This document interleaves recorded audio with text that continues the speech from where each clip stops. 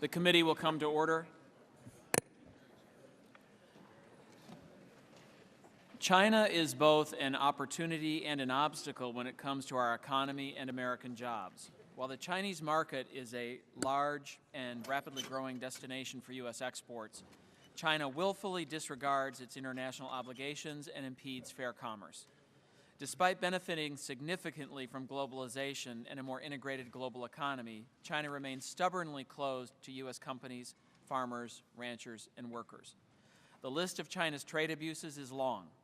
The record shows that China blatantly steals the intellectual property of American businesses, grossly subsidizes domestic industries, prevents U.S. farmers and ranchers from exporting through discriminatory regulations and practices that are not based on science or international standards, blocks exports of rare earth minerals, and intervenes in its currency market, resulting in misalignment. China has an important role to play in restoring global economic growth. To do so, China must more rapidly rebalance its economy away from export-led growth. This means sustaining meaningful RMB appreciation of its currency and complying with its obligations and commitments to open its Chinese markets to U.S. exports of goods and services. Yet some in Congress focus on legislation to address currency manipulation as if it were a silver bullet. In doing so, they miss the many issues we have with China. I look forward to hearing from our two administration witnesses today about the full set of economic issues we face in dealing with China, including currency, and what the administration is doing and what Congress should and should not do with regard to our economic relationship with China. There is widespread agreement that part of our China strategy must include resumption of our bilateral investment treaty negotiations. Last year, Secretary Geithner testified before this committee that he was, and I quote, very much in favor of moving forward, and I think these agreements have a very good record of protecting the interests of U.S. companies and workers, and it would be good to put one in place with China, end quote. A year later, the administration's lack of action is perplexing. China has more than 70 BITs in place, bilateral investment treaties in place, including with many of our competitors. The EU recently announced that it would negotiate its own investment agreement with China, but the administration has been unable to form its negotiating position, allowing special interests to hamstring our ability to create jobs. I expect to hear from the administration today about when it intends to resume negotiations. At the same time, I applaud USTR for its recent actions. 2 weeks ago, the United States availed itself of WTO procedures to counter-notify over 200 Chinese subsidies to the WTO, an important action that calls China out for its malfeasance.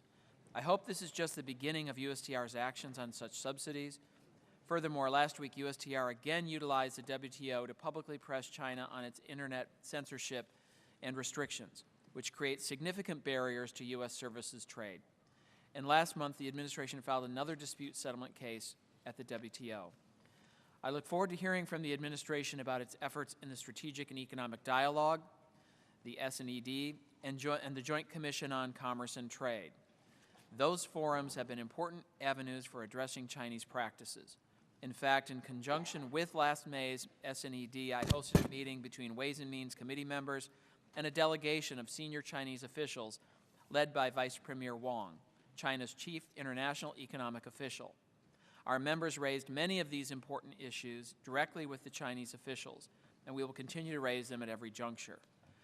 As the administration continues to engage with China through the SNED and the JCCT, it must pay more attention to tracking China's commitments and ensuring proper follow-through to implement them. In addition, I remain concerned that the administration is using the wrong metrics to measure progress. We must measure success not just in the number of laws and regulations overturned, but whether removing these policies will actually be effective and create U.S. sales and jobs. And I know this is a bipartisan concern. Looking forward, the administration must aggressively pursue WTO violations when they occur. While we should not hesitate to confront China directly, the administration should also build strong coalitions to ensure maximum pressure and meaningful change. Promptly implementing the trade agreements with South Korea, Colombia, and Panama will provide us with an important counterbalance in critical regions. China's influence has grown beyond Asia with significant Chinese investment in Latin America, Africa, and around the world. The United States must be globally engaged to counter this influence and ensure that China's destructive practices are not exported. I look forward to the testimony. Before yielding to the ranking member, without objection, the opening statements of all members will be included in the record. And at this time, I yield to Mr. Levin for his opening statement. Thank you very much. American exports to China have been growing, and we need that export growth to help create American jobs. But at the same time, China's exports 4 times as much as the U.S. exports to China. China's exports increasingly compete in key areas with American products, and China continues to erect barriers to our exports. The current relationship is imbalanced, unfair, and unsustainable. This trade deficit contributes to the jobs deficit in America, and the American people want Congress to take action to address it. For many years now, the economic relationship between our 2 large economies was built on a Chinese economy structured on its export platform, overwhelming the role and importance of domestic Chinese consumption, with the U.S. economy significantly built on its role as the major consumption market for Chinese products. Sensing some of the perils in that economic structure, a decade ago when China entered the WTO, some of us in Congress understood that inclusion of a major non-market economy into a rules-based trading system presented unprecedented challenges. To meet those challenges, we fought for inclusion of tools to strengthen our hand in ensuring that China played by the rules. Unfortunately, the Bush administration and the Republican Congress made clear early on they preferred a hands-off approach to China. That was reflected in acquiescing in China's making a mockery out of the special provision provided for in China's WTO accession for an annual review of whether China was meeting its obligation. Another vivid example was the failure to use the safeguard against surges in Chinese imports that harm U.S. industries and workers. On 4 occasions, the ITC recommended relief. On all 4 occasions, the Bush administration refused. Thousands of American jobs were lost. Knowing the Bush administration preferred a hands-off approach helped embolden China to continue trade-distorting practices that target our market, our companies, and our workers.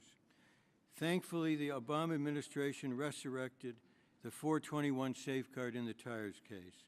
The administration is trying to turn the ship in the right direction, but the process is too slow, and there still is too much resistance in Congress and elsewhere. The American people expect their representatives to actively manage this trading relationship. They expect us to fight for a level playing field for American companies and workers. So I appreciate holding this hearing, asking the administration its plans at today's hearings. But let us remember that the Constitution gives Congress exclusive power over foreign trade. That means Congress must act to help end a variety of China's predatory trade practices. One of them is China's currency manipulation. House Democrats insist on action because it matters. Fred Berkson recently described China's currency policy as, I quote, by far the largest protectionist measure adopted by any country since the Second World War and probably in all of history. He estimated that eliminating the misalignment would, and I quote, produce at least 1 million good jobs, mainly in manufacturing. In recent years, some of our Republican colleagues have come to agree about the seriousness of this problem. And last fall, the House passed its currency bill with strong majorities of both parties voting in favor, including myself and Chairman Camp. Chairman Camp and other committee Republicans agreed with us that substantial amendments made the bill on its face consistent with our international obligations. The Senate has now followed the House by passing legislation to address this problem. Now it is the House's turn to act by once again passing its bill, the Currency Reform for Fair Trade Act, which is co-sponsored by a majority of this chamber, 230 members. Because currency is not China's only predatory and trade distorting policy, that cannot be an excuse for refusal to act on it. The House leadership must stop using that excuse. Nor does acting on it means not acting on other key issues: intellectual property rights, indigenous innovation, trade distorting subsidies, discriminatory product standards, among others. But it's alarming how difficult it is to move beyond rhetorical support to bipartisan action. That is why I and 34 other Democratic members this year sought an additional $3.2 million for USTR's China enforcement. Unfortunately, my Republican colleagues were unwilling to join that request. Last week, one industry, solar panel producers, decided they could no longer wait for us to stand up for them and took action on their own. Some will decry that action as protectionist, feudal, or anti-consumer. I call it anti-protectionist, standing up for American workers and for our future. This committee should consider other trade-relating legislation, and for the record, there has been filed a package of such bills. In short, the American people expect us to stand up and to fight for them. They don't want us to take a hands-off approach to American competitiveness on currency or other issues. It is time to act. Thank you. We'll now turn to our panel of administration witnesses, and I want to welcome Undersecretary Lyle Brainerd, Treasury Undersecretary for International Affairs, and Ambassador Demetrios Marantis, Deputy United States Trade Representative. Thank you both for being with us today. You will each have 5 minutes to present your testimony, with your full written testimony being part of the record. Ms. Brainerd, we'll begin with you. You have 5 minutes. Chairman Camp, Ranking Member Levin, distinguished members of the committee, thank you for the opportunity to testify today on our economic relationship with China. Since the outset, President Obama has placed a high priority on actively pursuing a more balanced and fair economic relationship with China. With American households saving more and with demand weak in Europe and Japan, our exports increasingly will be directed at fast-growing emerging markets if we are to achieve the President's goal of doubling exports in 5 years in order to create good jobs with good wages. Indeed, over the next decade, China is expected to be the single biggest source of demand growth in the global economy. Since 2009, U.S. exports to China have grown nearly twice as fast as our exports to the rest of the world, and it is now our third largest export market. We are seeing double-digit gains in sectors ranging from agriculture to machinery to chemicals. Yet despite this progress, the playing field is still uneven. In order to derive a better balance of benefits from trade and investment opportunities with China, we need to see progress on 3 key challenges. First, China must shift to a pattern of growth that can be sustained, drawing on homegrown consumption rather than excessive dependence on exports. This requires that China bring its exchange rate into alignment with market fundamentals. Second, in many sectors in which the United States is competitive globally, China must address a range of discriminatory policies, including those that favor domestic state-owned enterprises. Third, China must address the rampant theft of intellectual property that stymies innovation.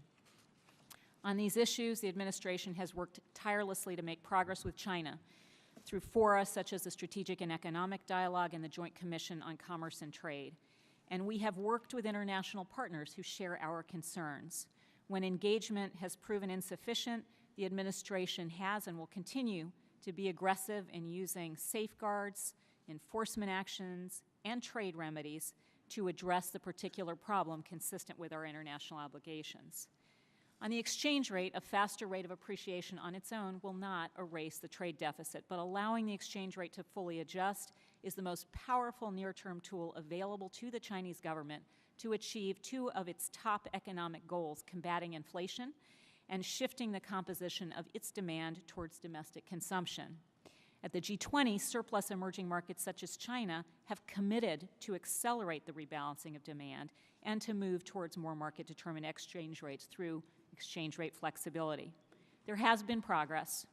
China's trade surplus has declined from 7.7% of GDP in 2008 to below 4% in 2010, and even further in the first half of this year.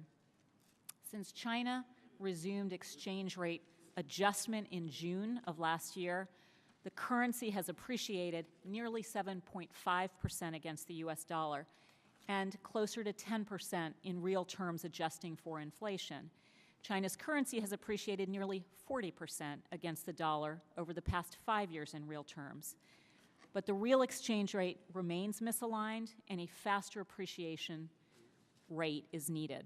Second, at the most recent SNED, after commitments made during the January state visit of President Hu and the JCCT, China pledged to rescind all of its government procurement indigenous innovation catalogs, including by provincial and municipal governments. So far, the central government has repealed 4 key measures that underpin the indigenous innovation product accreditation system, and a number of local governments have taken positive steps. Third, China's pledged to increase inspections of government computers to ensure that agencies use legitimate software, and to improve its high-level government coordination and leadership mechanisms to enhance long-term enforcement of intellectual property. Opening up China's financial sector remains a key priority. China now allows foreign banks to underwrite corporate bonds and is creating more opportunities for financial services firms to manage investments in China as well as to manage Chinese investments abroad. And at the most recent SNED, China committed to allow foreign firms to sell mutual funds, provide custody service, and sell mandatory auto liability insurance. China's current headline growth rate may look enviable right now, but China faces daunting challenges in coming years. The way China grew in the last 2 decades will not get them to the next stage of development. With slowing labor force growth, massive capital investment, with a misaligned exchange rate and distortions in credit allocation, and without improving the environment for innovation, China could face what economists call the middle-income trap. We have a tremendous stake in ensuring that China deals with those challenges in a way that fundamentally reorients its growth pattern through greater balance and fairer competition. I look forward to working with members of this committee on those challenges. Thank you very much. Ambassador Morantes, I'll now recognize you for 5 minutes. Thank you, Chairman Camp, Ranking Member Levin, and members of this committee. I appreciate the opportunity to testify today. Since China joined the WTO in 2001, U.S. goods exports, including semiconductors, aircraft, and chemicals, have quadrupled. Agriculture exports are up 800%, led by soybeans and cotton. Services exports are up nearly 300% on growing sales of business, education, and financial services. And American job-creating investment in China has grown 400%. America's trade relationship with China has tangible benefits, but just as real are the persistent concerns that threaten to undermine the potential of this relationship. Intellectual property theft in China costs U.S. companies $48 billion every year. China's industrial policies, like indigenous innovation, discriminate against U.S. products, services, innovators, and investors. China's subsidies raise deep concerns and can lead to unfairly traded imports that affect our trade deficit. Investment restrictions limit the ability of U.S. companies to compete effectively in China and to create jobs here at home. Unfair barriers to U.S. agricultural imports hurt our beef, poultry, and pork producers, and weak enforcement and lack of transparency undermine U.S. exporters and investors. President Obama is determined to make our relationship with China work better for working Americans, to tap its potential, to support American jobs, and to grow our economy. This administration's coordinated approach is focused on vigorous enforcement, results-oriented dialogue, and strengthening global trade rules. First, enforcement. In the WTO, the Obama administration has initiated 5 strategic and systemic disputes against China. We challenge China's exports restraints on industrial raw materials in a case unprecedented in size and importance. For the first time since China joined the WTO, we accepted a Section 301 petition, which brought China to the WTO to answer for prohibited subsidies in the wind sector.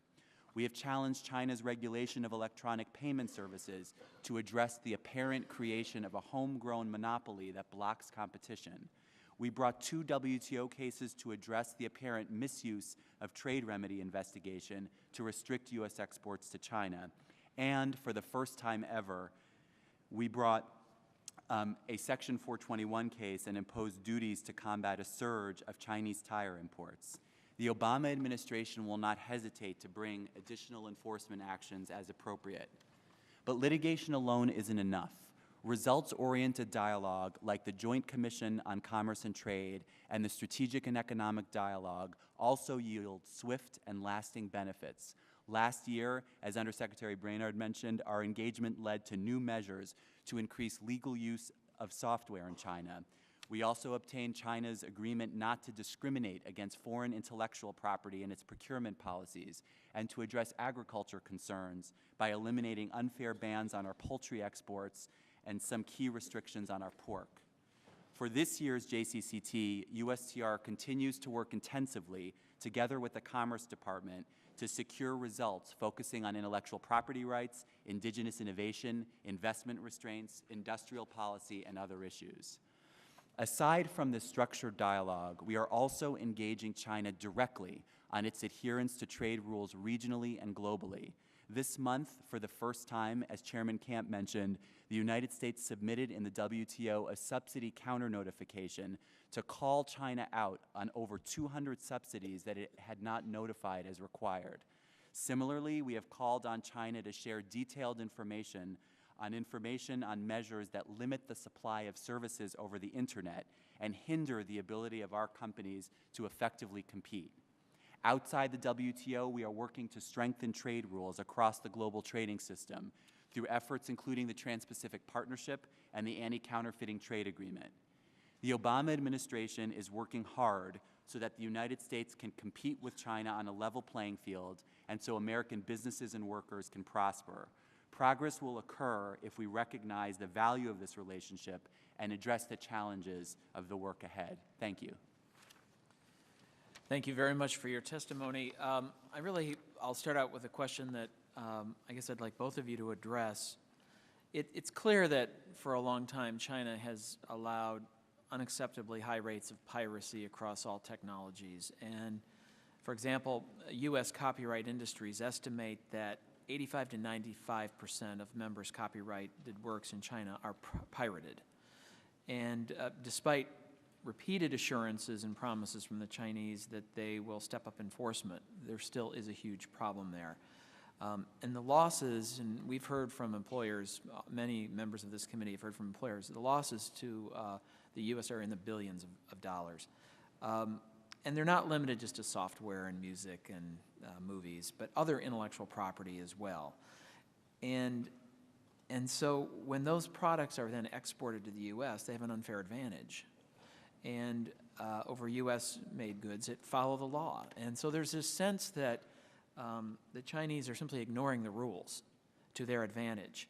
What is the administration doing to address this major barrier to trade between our countries?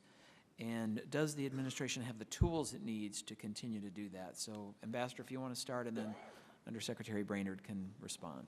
Thank you, Chairman Camp. This is a huge problem. IP infringement, as you mentioned, causes significant losses to the U.S. economy.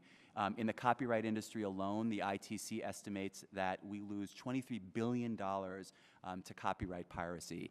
This is a huge problem, and this is a huge priority. We're taking action on all fronts through the JCCT, through the SNED, and we've actually made significant progress over the past year. We've made progress on software legalization. We've made progress in rolling back some very problematic indigenous innovation measures.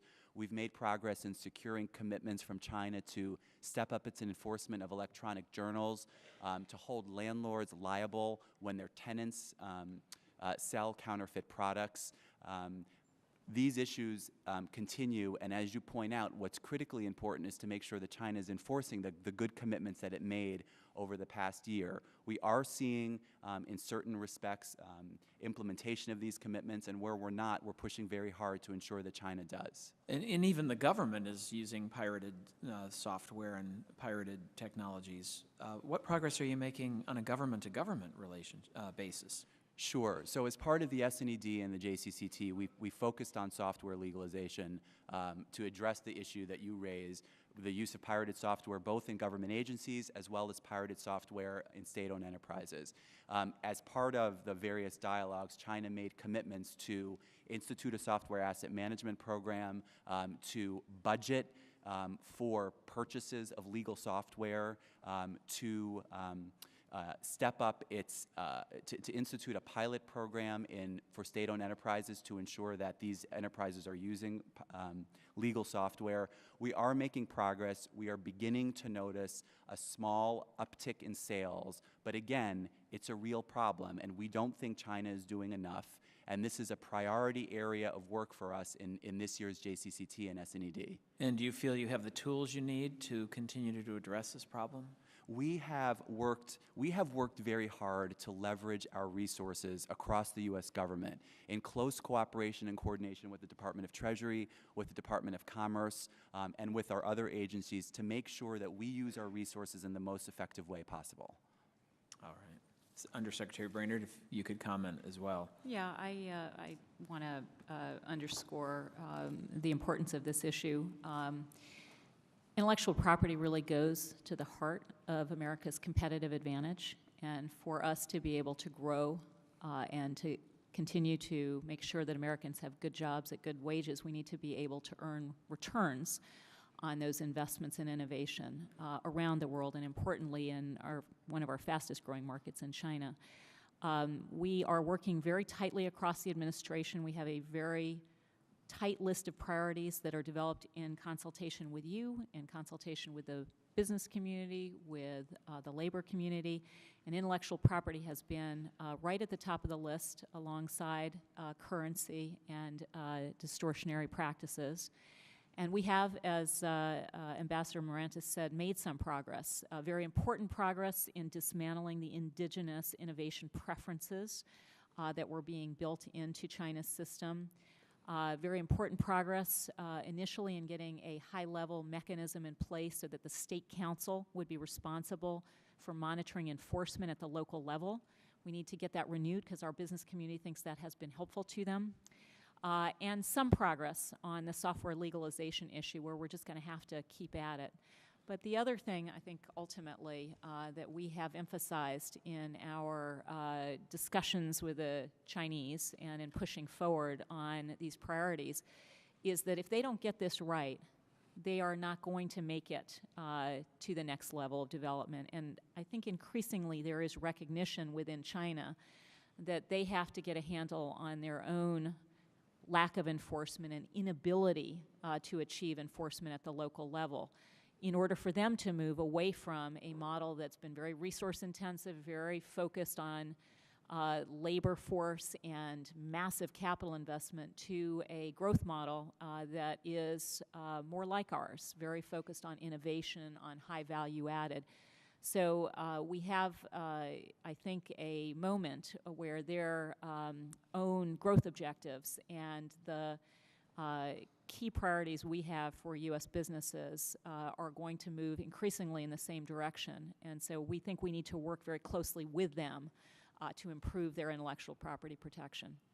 All right. Thank you. Moving on to another issue, there's no doubt that China's currency policy is a significant problem, and the real question is what should Congress do or not do about it? And last year when Secretary Geithner was here before the committee, he set forth a two-part test and said that any legislation needed to be, one, effective, and two, consistent with our international obligations. And in light of this test, Ms. Brainerd, what is the administration's view of the Senate bill, S-1619, the legislation that recently passed the Senate, as well as H.R. 639, Ranking Member Levin's bill? Well, let me just say first that the President shares very strongly Congress's objective of taking aggressive action to provide a level playing field with China for our workers and our companies. We know they can compete successfully with anyone in the world if the competition is fair. The President shares very much the frustration of many Americans with China's exchange rate. Despite recent progress, China's exchange rate has been, will be among our very top economic priorities, and we're going to continue to press China to appreciate faster, consistent with market forces. Aspects of pending legislation do, however, raise concerns about consistency with our international obligations, and we are discussing these issues with members. Obviously, if legislation were to advance, those concerns should be addressed. All right. Is there any chance you could highlight for this committee what those concerns are? I think we are very willing to engage and have been engaging with members on particular aspects of legislation. We have been and will remain, I think, reluctant to discuss particular aspects of legislation because, of course, at the end of the day, we want to make sure that we are in a strong capacity to defend whatever legislation becomes law.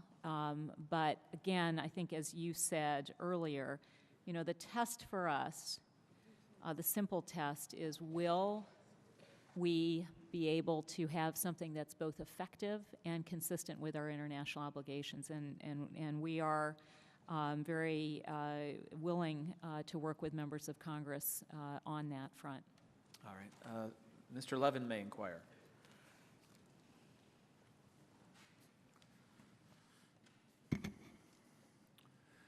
Well, first of all, I think we need to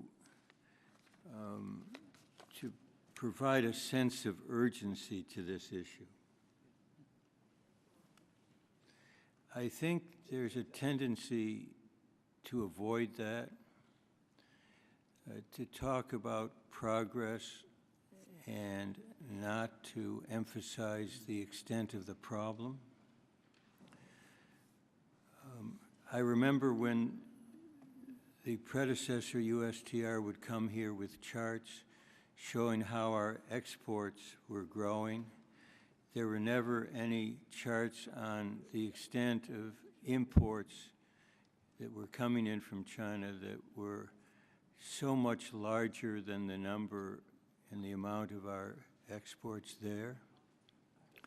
We have a historically high trade deficit with China, and I think to simply either shrug shoulders or find excuses for inaction neither is satisfactory for the people of this country. I'll ask either of you, is there today a level playing field with China? I think you can probably say yes or no. Mr. Levin, you raise an urgent point. We have an incredibly large trade deficit with China, and there's no one cause to that deficit, and there's no one solution. But we need to take action on a variety of fronts, imports as well as exports. We have our trade remedy laws to deal with imports. However, as you've pointed out, and as others have pointed out to us, trade remedies laws kick in only after there's injury. That's why it's incumbent upon us to address the types of trade distortive policies inside of China, like subsidies, that give rise to unfairly traded imports. We're working on all fronts to do that. We filed a WTO case last year on wind subsidies. The counter notification that we filed just earlier this month in the WTO is designed specifically to give us more information so that we are able to assess the types of trade distortive subsidies that give rise to unfairly traded imports. So I think your answer is today there is not a level playing field. We need to work to ensure that we have a level playing field for our workers, our exporters, and working on the issues that you've just mentioned is a critical aspect of that. Secretary Barnard? Yeah, I think, Mr. Levin, we share very much your sense of urgency, your sense that there is not a level playing field and that we need to work with China to accelerate the pace of reform, accelerate the pace of appreciation, accelerate the pace at which they tackle their inadequate protection of intellectual property, their uneven market access. All right, well, I really think we need to just say yes or no. I mean, there isn't a level playing field, and we're endeavoring to bring it about. Isn't that true? Yes. Yes? Okay. You know, the solar industry filed a petition recently, and I think everybody in this country had better, we all need to face up to it, including my colleagues on the Republican side. Essentially, that petition says, with this new energy technology, that if we allow China to rig the playing field, we're going to lose that industry. It was our technology. It was our technology.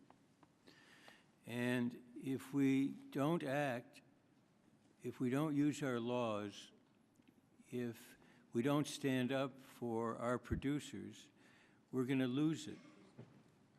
And it's one example, and it's why there's such sensitivity in this country. It isn't bashing China. It's essentially saying, play by the rules. Don't rig the playing field. And I think everybody needs to start in our questions, if I might say so today, understanding that there is not a level playing field. It isn't the only cause of the deficit, but it's one of the causes. There isn't any single cause, whether it's currency or others, but to say we don't act on any single one because there are others is totally unacceptable. Mr. Johnson's recognized. Thank you, Mr. Chairman. Thank you both for being here. We appreciate your presence. And while I agree that the currency issue and IPR are two items of great importance, I think there's another elephant in the room that we need to talk about. I find it alarming our deficit is being financed by countries such as China, our biggest holder of U.S. government debt. Equally important, a former Chinese military official suggested that Chinese should consider dumping U.S. treasuries in response to some of our recent military decisions regarding Taiwan. While I believe foreign investment in America shows that outsiders view our country as a safe and solid investment, I have serious concerns about the full implication of over-leveraging our debt to outside forces. I also feel the current level of transparency regarding China's holding of U.S. government debt is inadequate. To raise awareness of the threat to our economy and national security of our exploding deficit and debt, I've introduced a Foreign-Held Debt Transparency and Threat Assessment Act. That bill will require better accounting of debt held by foreign countries and, more importantly, require the President to submit a plan to cut spending should either a particular foreign creditor or the overall debt pose a risk to the security interests of America. I feel we must not let any other country hold our national and economic interests hostage. That being said, let me ask you, too, this simple question. How big of a problem do you think it is that China holds so much of our debt, and what steps do you think we should take to address it? Either one of you first. Let me just say, as you mentioned, obviously we have the deepest, most liquid government security markets in the world, the deepest, most liquid financial markets in the world, and I think for all those reasons, it's no surprise that there is strong demand for U.S. securities, both here and around the world. That said, over time, we do have, as a nation, a big challenge in addressing our medium-term deficit and debt paths, and that's why the President has put on the table additional measures, $4 trillion of measures over the next 10 years that would help to put the debt on a declining path relative to the size of GDP, why the Budget Control Act was so important. But of course, all of that premised on the very important near-term challenge of getting people back to work and growing the economy, which is why so many provisions in the Jobs Act are important. So could not agree with you more that as a nation, we need to get on a path of declining debt, declining deficits once our recovery is well secured. And we all, I think, want to work together to accomplish that important goal. Thank you. Ambassador, you have a comment? The thing I would add is on the trade side, I mean, one of the fundamental aspects that we're working on is how do we continue to boost our exports to China. It's important to note that our export growth to China is faster than any other region of the world. Our exports to China grew 32% last year versus to the rest of the world where it's grown by 16.7%. So what we're doing with respect to exports, both with respect to China and elsewhere, is a fundamental part of the President's efforts to continue to bring jobs to the American economy. Thank you. Let me ask you another question, Ambassador. I understand China's in the process of instituting an environmental certification program known as China Ross.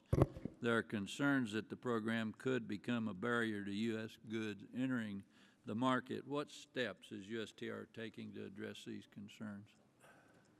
Mr. Johnson, I'm not familiar with that particular measure. We have an active environmental dialogue with China in the JCCT and as part of the SNED, and I will follow up to get information on that particular measure that you raised. I appreciate that. Thank you, Mr. Chairman. Thank you. Mr. Rangel is recognized for 5 minutes. Thank you, Mr. Chairman.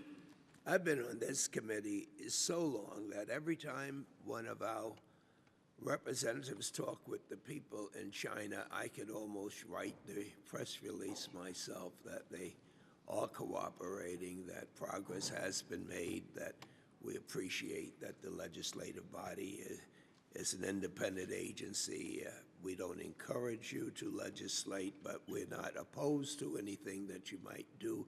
It could give us leverage, and whatever you want to do, it can't hurt us because, after all, the Constitution does provide for a separation of powers. Having said all of that, if indeed, as Congressman Levin has said, that we can identify the technology that they're stealing, that this is having a severe impact on our ability to compete, why don't we just identify what it is and put a tariff on that?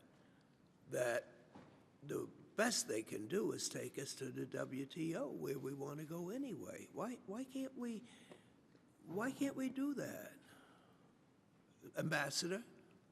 Mr. Rangel, I mean, we have a whole variety of tools at our disposal to make progress, and I don't dispute at all with you that we have severe challenges in China that we need to continue to work to address. No, that's the speech I just gave. I'm asking.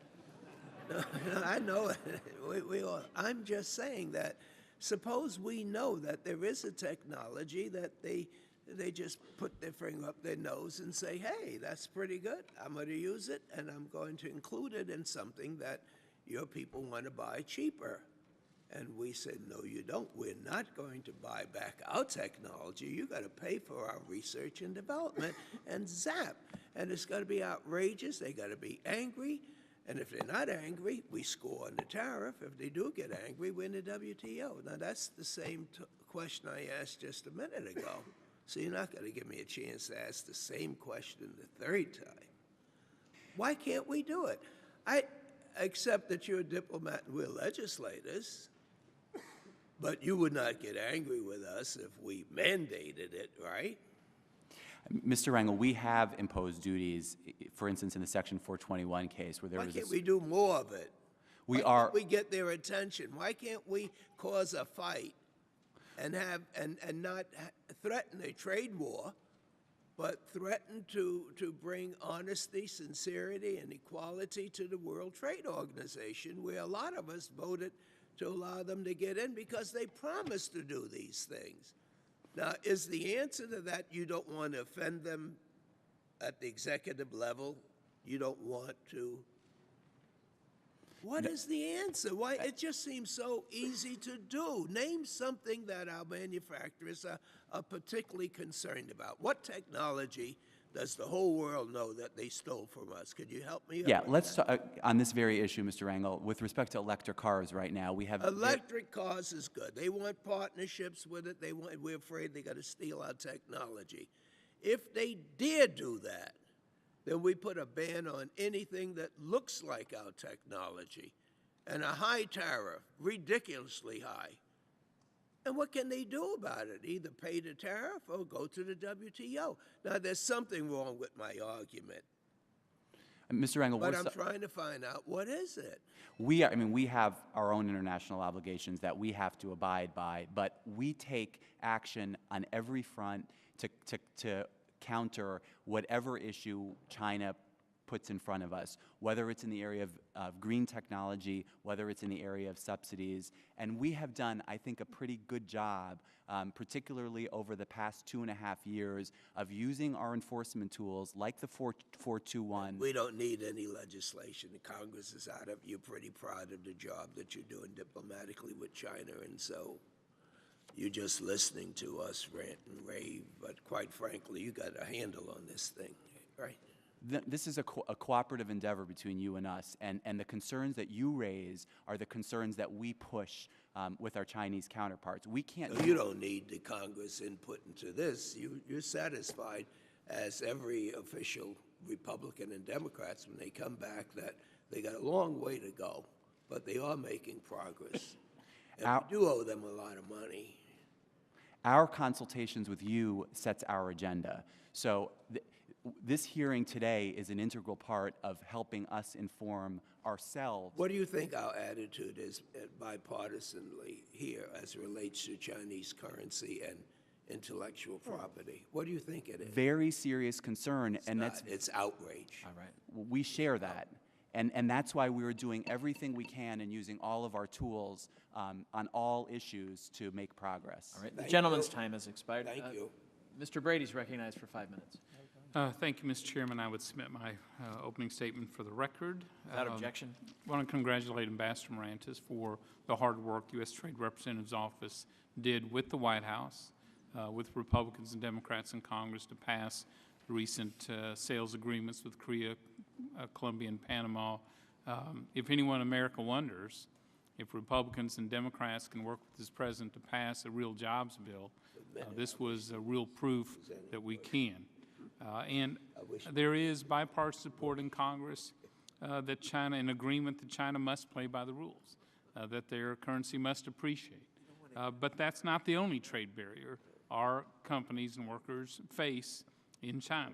If you listen to our agriculture, our manufacturing, our technology services, even defense industries, there's a broad range of barriers that are as important, or perhaps to them more important, that we tear down. In agriculture, sanitary and phytosanitary standards, manufacturing, IPR-directed subsidies, or subsidies-directed lending, technology, indigenous innovation, services, regulatory barriers, defense, rare and raw earth materials, on and on and on. Our companies tell us they can't get through those trade barriers.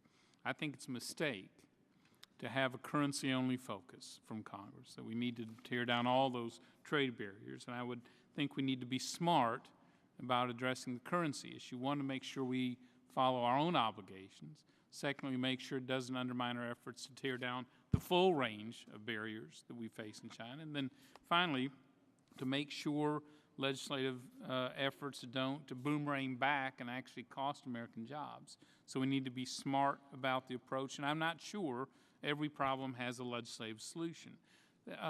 Undersecretary Brainerd, implicit in the criticism you're hearing today is the belief that the White House is not doing enough, that in effect Congress is saying we can't wait to the White House on China. Do you think, given your testimony and the broad range of issues you've tried to address in a number of different forums, and as you said, you've made real progress on some of these issues, do you think that criticism of the White House is fair? Let me just say, Mr. Brady, that since day one, making the U.S.-China economic relationship work better for American workers, for American companies, for American farmers, has been a top priority for the President, and it has been a top priority across the entire administration. I would say that we have a more coordinated effort than I think we've ever seen before. We, at every moment, have a very tight list of priorities because we know that if we go after 20 things, we probably won't get one. If we go after 4 at a time, we'll get them done and move to the next. And we work very consistently across the White House. When the President meets with President Hu, he goes through the list of issues.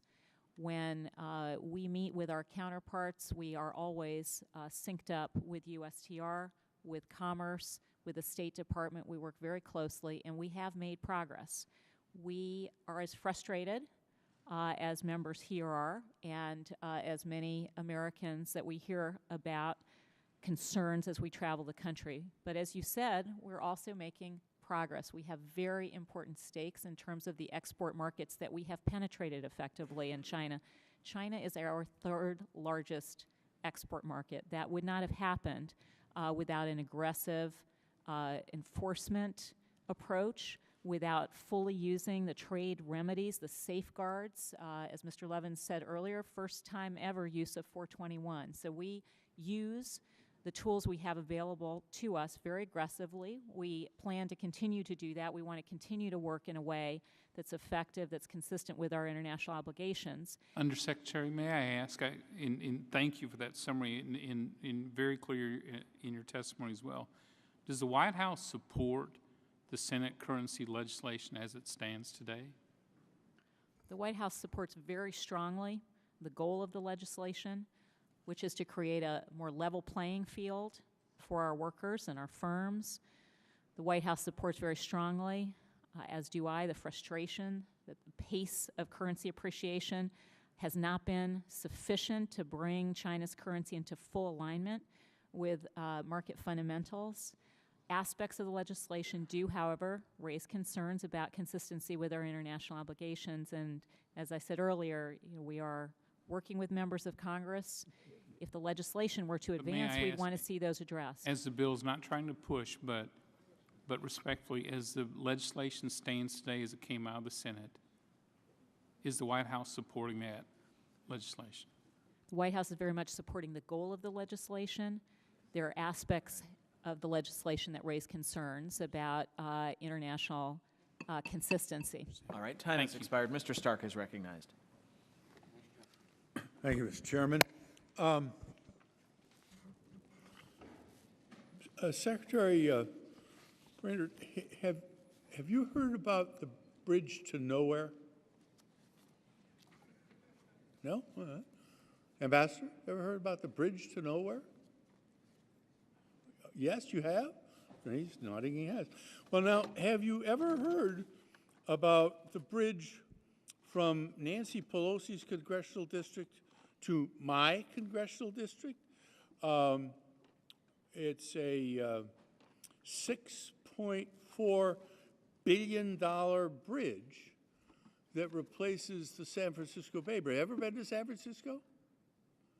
Seen the Bay Bridge? A monument, right?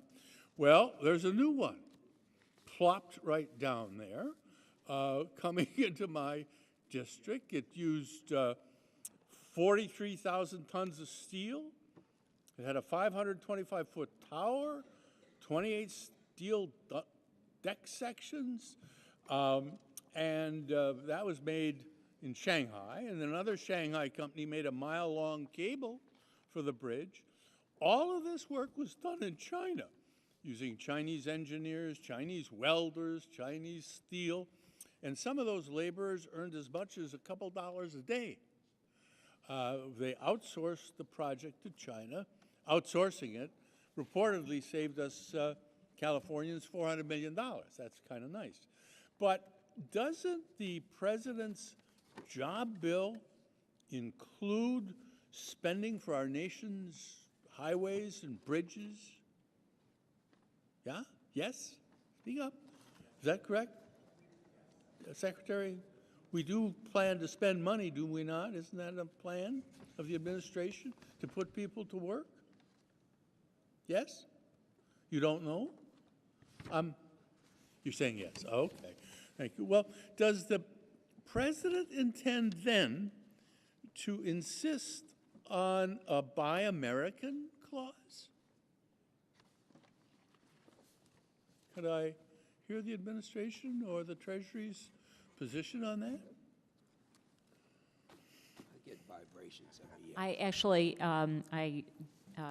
am very familiar with the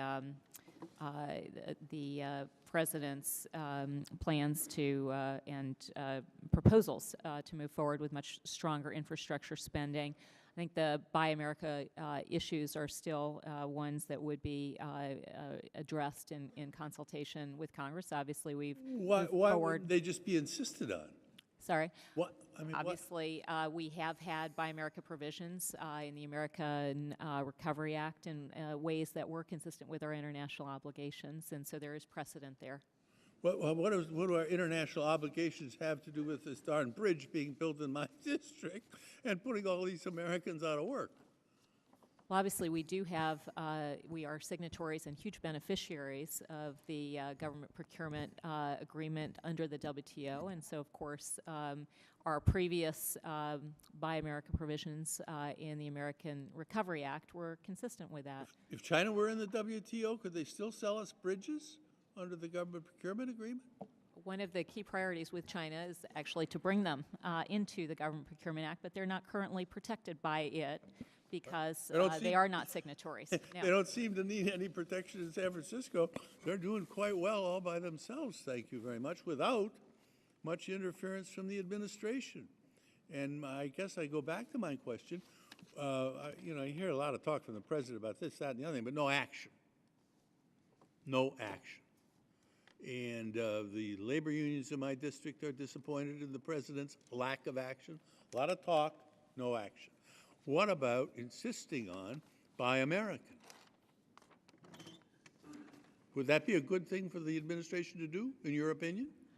Let me just reiterate that I can't speak to the particular path forward, but I will say that there are mechanisms that Congress has passed with strong support from the president that provided for Buy America in the context of the American Recovery Act that were consistent with our international obligations. But they're not being enforced. Are they? Yeah. Where? What Buy American have we ever, in the last month or two, insisted on? I don't know whether there's a particular provisions in the last month or two, but I'm happy to check and come back to you on that. All right, time has expired. Mr. Good luck. T. Berry is recognized. Thank you, Mr. Chairman, and thank you both for being here today. I think the chairman did a really good job of outlining the concern and frustration in a bipartisan way that members of this committee have and this Congress have regarding the overall issue of our relationship with China. And look forward to one day the Secretary and the Ambassador coming to talk to us as well. And let me just kind of, I guess, dovetail on what Mr. Brady and Mr. Rangel were saying with both of you. And Undersecretary, you mentioned sharing that frustration, and you also mentioned that the administration supports the goal of the legislation and that we are, as a country, making progress. That part, I think, there's not a lot of belief up here that we are actually making progress. In fact, in my district in central Ohio, a manufacturer who's been doing business with China for over a decade is so frustrated, not just with currency, by the way, that's probably actually kind of down the line, so frustrated with China that they're actually taking their investment out of China and moving to another Asian country because of their frustration. And some of that is occurring as well. So my question to you is, you, in response to Mr. Rangel, in response to Mr. Brady, mentioned, Undersecretary, that you share the goals of the legislation. You believe that you all have the tools necessary to deal with this administratively with the international community, with the WTO. Why aren't we moving quicker? Is there a concern of retaliation? Well, let me just say, Congressman, first of all, that the phenomenon you mentioned with companies reconsidering their investment in China is more widespread than just companies from your district, that increasingly I think we are going to find China, and this has been the finding both of a recent Boston Consulting Group study and a KPMG study. You know, China's going to face challenges of its own. It's got a slowing labor force growth and ultimately, very soon, a declining labor force, very rapidly rising wage costs, massive capital overinvestment, a very poor environment for innovation, for entrepreneurship, a very distorted credit allocation system, and a misaligned exchange rate that is preventing them from fundamentally reorienting their economy towards unleashing the very substantial potential of domestic consumption that they have in China. Does the administration have the tools necessary to deal with these concerns? We, I think, are doing what we can. We are working with those within China who can see that they need to move faster. There are within the Chinese system, obviously, those that fundamentally understand how market exchange rates should work and want to move in that direction. And so we are directing our engagement with them to try to help strengthen those who want to push for faster appreciation, faster rebalancing of the economy, a more level playing field. Do you need more tools from us? And so we are using the tools that we have. Again, you know, to the extent that there are mechanisms that would be effective, that would be consistent with our international obligations, obviously we would be very interested in consulting with you on those. Those will remain the kind of key tests. Can you do with this legislation that passed the Senate? Can you deal with that without legislation? We in an administrative way, working very hard to try to push forward on the exchange rate front. Obviously, the legislation that has been pending, you know, does I think try to advance a very important goal. Thank you. Ambassador, quick question. So if this legislation passes, is there a concern from the administration that there'll be retaliation when my constituents visit a toy store, a department store, an electronics store, that the cost of goods to them in this tough economy will go up? I mean, I think as Undersecretary Brainerd said, there are aspects of the legislation that raise concerns about consistency with our international obligations, and if it were to move forward, we would want to address those. Would it cause that concern from the administration? I think products going up to our constituents, cost of products because of tariffs or a trade war? I think there are always concerns, regardless of what action we take, whether it's on this front or whether it's on IP or whether it's with respect to our 421. Concerns have always been raised that, the Chinese may retaliate, but we need to use the tools that we have to address concerns so that we make progress. Thank you. All right, time has expired. Thank you. Mr. McDermott's recognized. Thank you, Mr. Chairman. I come from Seattle, and we're the fourth largest exporter in the United States. We're the closest port to Asia. Half our exports go to China. And one of our little companies is Microsoft. The CEO, Mr. Ballmer, noted that Microsoft revenues from China are about 5% as compared to the revenues from the United States, even though we have an equal number of computers. That means that 95% of those PCs that are going to China, they're not putting any software on them, or else they're stealing it. That's the only way you can explain what's going on. The Software Alliance says that 78% of all PC software in China is pirated. That's a polite word for stolen. Okay? Now, I listened to your testimony, and by the way, when Mr. Brady tries to nail you in the corner about whether the president will sign this bill before we pass it out of the House, that's the speaker's hiding behind that. The speaker isn't asking the president about all these EPA changes. Will the president sign those bills before he passes them out of here? He does what the Constitution says is the Congress acts, and the president decides how he's going to respond to it. He can veto it. The same is true on currency. The House is sitting and hiding behind the fact they can't get the president to say, oh, yeah, I'm eager to sign it. He didn't have to say that. He votes last. Remember that. But when you sit here and talk, I listen to all the things you've said. You said it's our highest priority, this trade problems with China. It's only after injury can we act. When will you notice the injury? Well, I guess you've noticed it. Then you said, we're using all our tools. And we have to be consistent with our international obligations. That sounds like fancy words for we don't want to do it. Now, what you're getting from this committee on both ends of the dais is, where's the enforcement? When will you say, well, there's a little uptick. I heard that there was a little uptick in the amount of currency or whatever.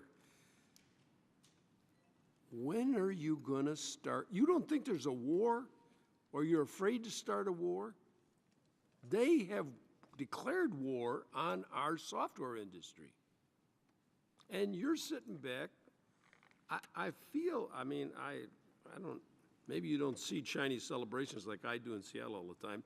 They have a dragon that comes out, made out of paper, and everybody waves it around, and it jumps around, and firecrackers go off. You remind me of that tiger. Jumping around, meaning nothing. There's a bunch of firecrackers over in the bushes, but nothing's going on. And you say you don't need anything from us. When is this piracy going to stop? When is it going to get down to 75% is pirated, or 50%, or 40, or 30? Or is all hope lost? I mean, it sounds to me like what you're saying, we're doing everything we can, and nothing's happening, so what do we do? And I'd like to hear you tell me how it's going to get better. With all these tools you said we have, and we're doing everything we can, and there's been an injury, so when? Mr. McDermott, this administration has been vigorous in terms of enforcement. We've filed 5 WTO cases. We've done a 421. We've accepted a 301 case. On the issue that you raise on software, it's a huge concern. And what I've outlined in my testimony is we have made progress with China. Is it enough? No, not by any stretch. Tell me how much progress you've made if it's 78% is still being pirated. Mr. McDermott, these are not, the changes in China are not going to happen overnight, and we have to make progress on a step-by-step basis, and we're doing that. Our industry's been around for 15 years. Come on. And what is overnight? And in the last year, China has made more substantial commitments in this area than they ever have before. But you're absolutely right. The proof is in the pudding, and it's all about enforcement. And has China done everything it promised us to do? No. They haven't fully implemented their 2010 JCCT commitments, and we're on them. And we're working in close cooperation with the industry to make sure that they do implement their commitments. And we're going to keep pushing, and we're going to use all the tools that we have. It's an urgent priority. Piracy rates are unacceptable. The losses to our industry are unacceptable. Time has expired. Mr. Davis is recognized. Thank you, Mr. Chairman. I'd like to move into the strategic realm, if we could, for a moment, and get your insight first, Ambassador Marantis. I wonder if you could speak to China's bilateral and regional trade agenda. I'm particularly interested with the geopolitics. China is doing some very obviously important things for their own strategic priorities in terms of growing to protect trade relationships, their access to routes in the ocean with what they're doing with their Navy, investing in countries that are resource rich, anticipating some of these demographic and environmental inevitabilities that are going to take place. But I was wondering if you could comment on their influence and impact in the region based on these agreements, and also if you could compare China's trade relationships in the region to ours, just to highlight the differences and where you think they're going to ultimately end up. Thanks, Mr. Davis. China has been extraordinarily active in the region, including trade and investment agreements, and that is why it's incumbent upon us to do what we're doing, which is to increase our engagement in the Asia-Pacific region. We are doing this through a whole variety of fronts. We're doing it in the context of APEC. We're doing it in the context of the Trans-Pacific Partnership. We're doing it in the context of our bilateral trade and investment work that we do with our partners. It's a real challenge. China, our competitive share in the Asia-Pacific has declined as China's competitive share in the region has increased. When I was testifying before this committee with respect to Korea, we used to be the number one, we used to have the number one share of Korea's market. We now are number 3, and as our rate in Korea's market went from 21% to 7%, China's went from 9 to 19. We've got to reverse that trend, and that's why it was so important for Congress to pass and for the President to sign the U.S.-Korea trade agreement last week, and that's why the initiatives we're pursuing, for instance, in the Trans-Pacific Partnership, are really vital to maintaining our economic competitiveness in the region as China continues to conclude more and more agreements with partners in the region. Secretary? Well, I think that the dynamic that you are pointing to is very real. I think the passage of the U.S.-Korea Free Trade Agreement puts us in a much stronger position in the region because we are now in a position where many of potential trade partners with much stronger disciplines in areas like intellectual property, investment, exchange rates, now will see us as a potential free trade partner. The Trans-Pacific Partnership discussions that are underway, I think, are critically important for that reason. And, you know, as we move to build stronger disciplines and stronger trade relationships with surrounding countries, that is part of the overall strategy to pull China to where we want to be in terms of intellectual property, market-based exchange rates, level playing field. And so it's a critically important part of the overall U.S. strategy in the region. I'd ask just a follow-up from your perch at Treasury. You mentioned the challenges that China will be facing due to demographics, environment, a number of other issues. Let's fast forward to 2030, and I know it's always dangerous to ask people to make predictions, but just from a standpoint of, we have plenty in the United States that are pronouncing, again, the doom of America, as was happening in regards to our relationship with Japan competitively back in the 1980s. If you'd fast forward 15 or 20 years, what do you think the relationship looks like if we stay generally on the current paths of policy? It's, as you said, very risky to project into the future, but I will say we have our challenges.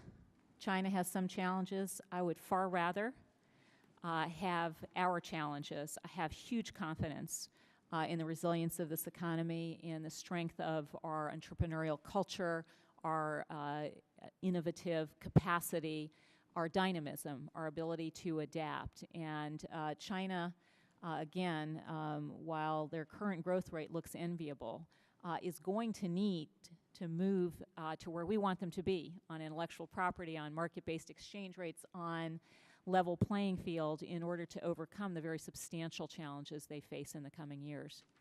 Thank you. I yield back, Mr. Chairman. Thank you. Mr. Neal's recognized. Thank you very much, Mr. Chairman. For our panelists, for those of us, as Mr. Rangel noted, who have been on focus with this issue for a long time, the question would be, what does Nick Brady, Lloyd Benson, Bob Rubin, Paul O'Neill, and Tim Geithner all have in common? And that is that they've assured this committee that they could manage the Chinese currency issue without congressional intervention. Now, the medical technology industry, they're very concerned about price controls that the Chinese government has proposed. It reduces market access for small and medium-sized companies. China pledged to open its mandatory third-party liability auto insurance market to foreign insurers. They've talked about it, but haven't really made much progress on it. And the United States International Trade Commission recently published an important report on the effects of intellectual property theft on the U.S. economy. Now, those numbers are pretty staggering across the board in terms of job loss. In the financial sector, as you know, because of forced partnerships, they have diminished the enthusiasm that they once impelled in front of this committee for a normal trading relationship. That enthusiasm that was previously there has caused some of them not only to retreat, but to leave, because they have found that the impediments to growth have been so limited. So I've actually offered 4 quick questions there, but I want to revert to the frustration that my friend Mr. Teaberry offered a few moments ago in suggesting that the frustration here is really bipartisan in nature. And it has been the repeated assurances of successive administrations, Democrat and Republican, who have suggested just leave it alone, which raises the suspicion here that the reason that we have been fairly tepid in our response has been because they hold an awful lot of American debt. Would you like to hold forth on those questions? I mean, on the trade and investment front, Mr. Neal, you know, we share the frustration that you've expressed, the bipartisan frustration. We have got to make more progress in our relationship with China. It's clear. There are issues that you raise with respect to IP, with respect to investment restrictions, with respect to slow liberalization of the financial services sector, and it is our job to keep China's feet to the fire on this, and as Congress is doing, keeping our feet to the fire to ensure that the commitments that we tell you we're securing from China, we're actually securing implementation of. I'm not going to, you know, sit here and pretend that everything is great and rosy. It's not. But we are making progress, and working with you, we will continue to do so. The problem with sovereign capitalism is that if you suggest that you can only accept a partnership up to 49% of the corporation, the difficulty is that it allows our trading relationship to be diminished because they get all of the best technology advancements, research, and development, and then they control the outcome. And it causes not only great consternation for American companies, but at the same time, it also limits their ability to grow in a market that they once believed was the panacea for many of their opportunities. Would you care to comment, either one of you? Yeah. Yes, and at the same time, though, I don't want to diminish the fact that we are deriving benefit from this relationship as well in terms of our exports across the board. Yeah, that's not in dispute. But when I heard Ms. Brainerd say that they've allowed their currency to appreciate by 7% over the last 5 years, a decade, that's not really a note of accomplishment, is it?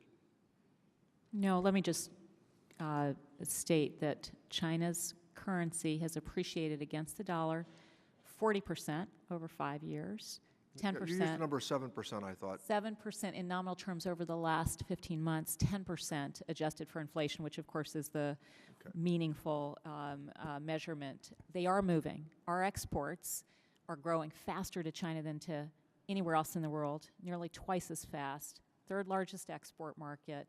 We are seeing progress. It is not adequate, but we are seeing progress. And I just have to say, we're up here with you, with your staff, with your constituents every day, working on what our priorities are together as Americans vis-a-vis our trade partners, in particular China. We have been working aggressively. We have taken more enforcement cases. We have taken a 421, which the previous administration chose not to do. We have a host of trade remedies across a variety of products that are imported from China, and we'll continue to work very aggressively with you to pursue American interests. We're very committed to doing that. Thank you, Mr. Chairman. Thank you. Dr. Bustani is recognized. Thank you, Mr. Chairman, and thank you both for being here today. My home state of Louisiana is a maritime state, and we depend very heavily on trade and exports. In fact, we've gone from 8th among the 50 states to 4th just in the past year. And over the past 2 years, we've seen annual growth in exports to China ranging around 50 to 55%. Significant growth. And China now is our #1 export market. And increasingly, we're seeing small businesses, mid-sized firms involved in this. And there's been discussion about whether we have the necessary tools in place during the course of this discussion today. And one thing that has not come up, except for the chairman's mention of it in his opening comments, is that of the bilateral investment treaty and getting a status report on what's going on with this now. I mean, this is clearly an important tool. We know that the EU is at least approaching or in negotiations now with China. China has some 70 bits in place now. What's going on our end? Secretary Geithner at the very beginning of the year testified in front of this committee, emphasized that it is clearly a very important piece that we need to put in place, and yet we haven't heard much back from the administration on this issue. So could you bring us up to date? Sure. I mean, as you point out, a high standard bit can very much help level the playing field for our investors. President Obama and President Hu at the summit earlier this year reaffirmed their commitment to negotiating a bit. We have engaged in 6 rounds of technical consultations with them. We have not yet completed our bit review, and I know that there is frustration amongst some that this is going. What's the holdup there? We're looking. Look, there are a variety of things that we're looking at, and we want to make sure that the bit is able to address the challenges, the new challenges that our investors face, including in markets like China that are dominated by state-owned enterprises. So we're working hard on it, and we hope to complete it. Thank you. Secretary Brainerd, do you want to comment on this? Yeah, no, I just say that, we have a history of bilateral investment treaties advancing the interests of American workers and companies. Obviously, we have enormous interests in getting high standard protections for Americans in China. The question, of course, is whether and when China is going to be able to come to the high level of standards that we would want to pursue. And that is, I think, what we have to ascertain before we can really move forward in a more accelerated pace on the bilateral investment treaty. We want to make sure it's a good deal for our workers and our companies. Shifting gears to when President Hu was in Washington, there was discussion about delinking indigenous innovation from government procurement. And I was in China in April, had conversations with the vice premier there about that same issue, and he said, done, we've taken care of it. But my understanding is that there's been uneven application of this into the provinces and so forth. What kind of progress are we really making with this, and what are our metrics? How are we monitoring it? We're not done, but we are making progress. The Chinese side made a number of commitments on indigenous innovation last year, including the one that you mentioned at the summit last January. As Undersecretary Brainerd mentioned in her opening testimony, China has repealed already 4 measures with respect to their product accreditation system. At the state and the local level, in some provinces and in some municipalities, they have stopped implementation of measures that are on the books. This is a huge priority for us in this year's JCCT to ensure that the commitments that they made, i.e. getting rid of these measures, are actually implemented. So looking at the WTO government procurement agreement progress, I mean, this clearly China's dragging its feet, and I know that's been a top priority in these discussions. So the work continues, I suppose. Yes, and again, as Undersecretary Brainerd mentioned, this was a big priority for us in the SNED and in the JCCT. We expect by the end of this year, as President Hu committed to President Obama, that China will submit a revised offer that will include, for the first time, coverage of subcentral entities, which will be an important advance. Do we expect that by the end of the year? We do. China? Okay. We do. Thank you. I yield back. Thank you. Mr. Becerra is recognized. Thank you, Mr. Chairman. Thank you very much for being here. Let me make sure we're clear on what we're talking about with regard to currency manipulation. There are 3 major issues that I can tell from a country manipulating its currency to its advantage. 1, it artificially raises the prices of our exports to that market. In this case, we're talking China. 2, it suppresses the prices of Chinese imports into the United States. And 3, that manipulation of their currency places U.S. exporters at a very competitive disadvantage vis-a-vis Chinese exporters into other country markets. So whether it's unfair competition of Chinese imports coming in looking like a cheaper product because of the currency downgrade, or whether it's our products to China costing more because the currency in China is valued at less, or whether it's our American companies trying to compete with Chinese exporters in another country. In either case, we lose. And so would either of you disagree with those 3 points that I've just raised with regard to the issue of currency manipulation? Let me just And I don't want a treatise. I just want to know if you agree that those are 3 distorting effects of currency manipulation.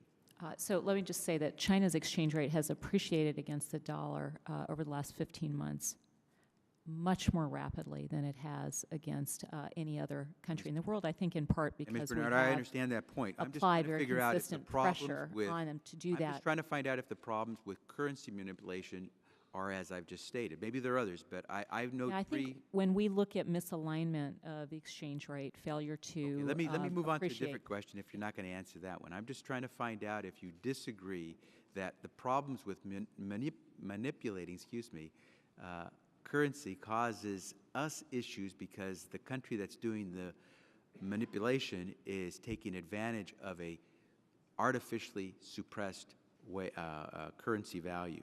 Okay, the issue becomes one of whether we're willing to take action. And some have raised the specter of a trade war, that, oh my goodness, if we were to try to take some concerted steps to stop China from manipulating its currency, which, by the way, a recent survey of economists said, 96% of them said that they believed that China was indeed suppressing its currency's value, but that this trade war might damage us. On the other hand, there's some who, and I agree with these folks, who say we already see a trade war underway, and it's a one-sided trade war where only one side is fighting, and that's the Chinese. I don't blame the Chinese. They are doing everything they can as aggressively as they can to help make their country prosperous. And to the degree that any country lets them, that's that other country's fault. I don't blame the Chinese for trying to lift themselves up, and they should go to it as best they think. But if there are rules out there in the world, and if we're abiding by those rules, we should try to make sure that we fight on the same terms to make them abide by those rules. Another point, if an American wishes to buy a toy for his or her child in this country, and it costs a few extra cents more to buy that toy because we've asked China to live by the rules, or we've forced China to live by the rules, I think that's actually pretty good, because the chances are we may see a few more of those toys or cups or whatever else it might be with a label that says "Made in America," because these days most of those things aren't made in America. And unfortunately, there's some 1 to 2 million Americans, the estimates will tell us, that don't have their jobs today because of China's currency manipulation. Now, is it true that China exports 4 times as much to us as we export to them, Ambassador? Sorry, our trade deficit with China is $273 billion. Last year, we exported roughly $92 billion, and I don't have the number in front of me of what China, I think they exported $357 billion to us. So almost a 4-to-1 advantage the Chinese have over the U.S. when it comes to exports. Now, if the Chinese were to say, you want to engage in a trade war, we're going to go at it, they stand to lose 4 times as much as we do, because they send 4 times as much to us as we send to them. I doubt that they're going to want to engage in a war when they stand to lose 4 times as much as we do. So bottom line is, we've got the Senate, which took a 63 to 35 vote to support legislation to deal with currency manipulation. We have a House where a majority of the members have supported the legislation that can't get through the House. And it's time that we do something. So it's either do nothing or do something. And I think members here are saying, let's do something. So we appreciate your being here. Look forward to having something pass through. Thank you, Mr. Chairman. Thank you. Before I go to Mr. Roscom, I just have one question, Ms. Brainer. On October 15th, the Treasury Department was scheduled to submit its biennial report on China's currency to the Congress, but it did not. When can we expect that report? We issued the last report mid-May, and we postponed the report, as you know, because we are engaged in a series of very important summits where we'll have an opportunity, the President will have an opportunity to continue to press this issue with President Hu, and so we want to give those processes a chance to move forward, in particular G20, APEC, and East Asia Summit, which go through the middle of November. Middle of November. Thank you. Mr. Roskam's recognized for 5 minutes. Thank you, Mr. Chairman. Mr. Chairman, I'm going to resist the temptation to yield my time to Mr. Rangel, although I think he was pretty well articulating a lot of the frustrations that members on both sides of the aisle are feeling on this issue. And I don't know if I'm going to get to a question, so relax, and if my voice goes up at the end, it'll be a question, but maybe more of a statement. It seems to me that that we are really dealing with a nation, China, that from an economic point of view is predatory, and they're operating in their interest. Mr. Becerra a minute ago said that you know, he understood their motivations, but it's predatory and it's game on in terms of how they're approaching this. I've got a situation.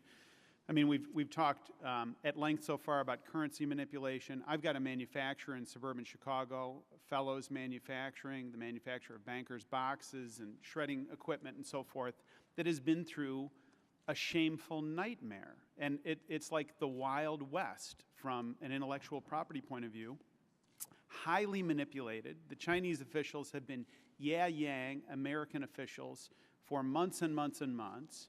And Fellows Manufacturing is really no better off than it was today. I was with Congressman Smith earlier this year, along with Congressman Sensenbrenner and Congressman Rush, and we were in West Africa. And one of the things that became clear to us, and particularly to me, was the way in which the Chinese are pursuing natural resources around the world, not going in with the best interest of other nations, oftentimes the way the West does, instead going in to grab hold and to control and to manipulate natural resources in complicity with governments that are doing shameful things in some cases, not in West Africa, but in other venues around the world. So I think that there's a couple of things that we need to do. One is we need to have clear relationships with our allies. One would be to move forward, and we've not talked about this today, but the nature of the security relationship with Taiwan, for example.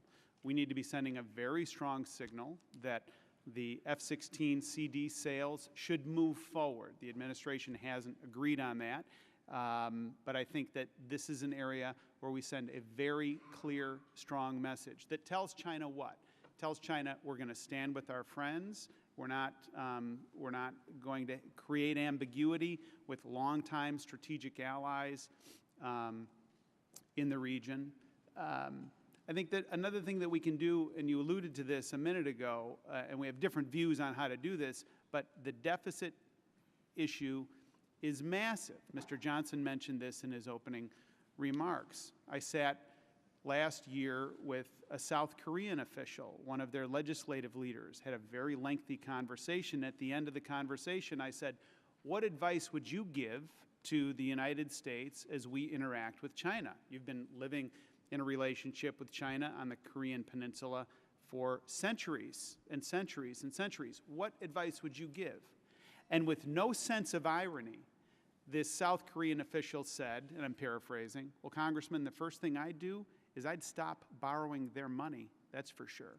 So I think we create this vulnerability where 47% of foreign interests, or 47% of our debt is held by foreign interests, and the Chinese are playing a very, very big role there. And I think there's things that we can do proactively to take on this threat. So, getting towards a question, I suppose, and that is this. Chairman Camp mentioned earlier some of the economic components to the intellectual property issues. And Mr. McDermott alluded to this a minute ago when he talked about Microsoft. Microsoft's CEO came in to see me several months ago, basically laying out the same thing, and these numbers are staggering. If the the U.S. International Trade Commission recently conducted an analysis that would determine the economic impact of IP protection in the U.S. or in China if it were done the same way as we do it in the U.S. It would increase sales by $21 billion, and it would create 2.1 million jobs. Now think about that. 2.1 million jobs in the U.S. created if China simply honored the same commitments that we have. What's the metric by which the administration is figuring whether it's succeeding or failing? Well, you can't answer that because I used up all of your time. Maybe we could continue this exchange because I think it's very important. Thank you, Mr. Chairman. Thank you. Mr. Thompson's recognized. Thank you, Mr. Chairman. Thank you for having the hearing, and thank you to both witnesses for being here. I'm interested, Ambassador, specifically on some agricultural issues that are happening in this unlevel playing field relationship we have with the Chinese. A lot of ag goods face some pretty stiff barriers, arbitrary bans, ever-changing safety measures. Wine in particular, which is very important to my state and my district, they face a 14% tariff for bottled wine, a 20% tariff on bulk. That's on top of a 20% or 10% consumption tax and a 17% value-added tax. So you add this all up, and it's about a 50 or 60% hit to the wine industry. In addition to that, these guys are still involved in some pretty dishonest practices. They continue to use this Nava Valley label. About every week I get complaints from people where they have some sort of California designation on their wine labels. They drain California wine bottles and refill them with their wine. They take our bulk wine and they water it down with wine that they have. Now, I know that you just got back from a round of trying to negotiate some better dealings with the beef guys, and I want to know what you're going to do to help improve all of the ag trade issues, specifically wine, and what are you going to do to get them to quit violating the law and ignoring the rules that are in place? I'm talking about this wine stuff that I've talked to you guys about, I've talked to the past administration about, and it just seems to be getting worse all the time. Thanks, Mr. Thompson. I mean, ag is an interesting story. You know, on the one hand, our exports are growing phenomenally. China has actually just become our #1 export market. I'm not interested. We can stipulate all that. Okay. We've covered it in the past. I'm talking about specifically these issues. Sure. We have serious problems with China on ag, on sanitary and phytosanitary measures, and on opaque, non-transparent measures that put in place that either block our exports or somehow tamper with them. Ambassador Siddiqui, who's my colleague at USTR, the chief ag negotiator, and USDA's Undersecretary Michael Skuse were in Beijing last week to go through the range of issues that we have with China on the agriculture front. I will get back to you to let you know on the wine issues specifically that you raised, where we are with them. But Please do. I'd like to know specifically about those two issues. Okay. And one of it's just a blatant violation of the rules and the law. And I'd like to know how we're going to monitor this and make sure it stops, because it's been an ongoing issue. It's not just with this administration, but with the past administration as well. And the other question I have is, in the solar industry in this country has just filed an illegal subsidies case against China. They're selling solar cells here at below market prices, and I'm told it's because of very, very lucrative Chinese grants, discounted raw materials, discounted cost on prices on land, power, water, and export assistance levels that are far beyond what the WTO allows. And, you know, this is technology that we developed and invented here in our country.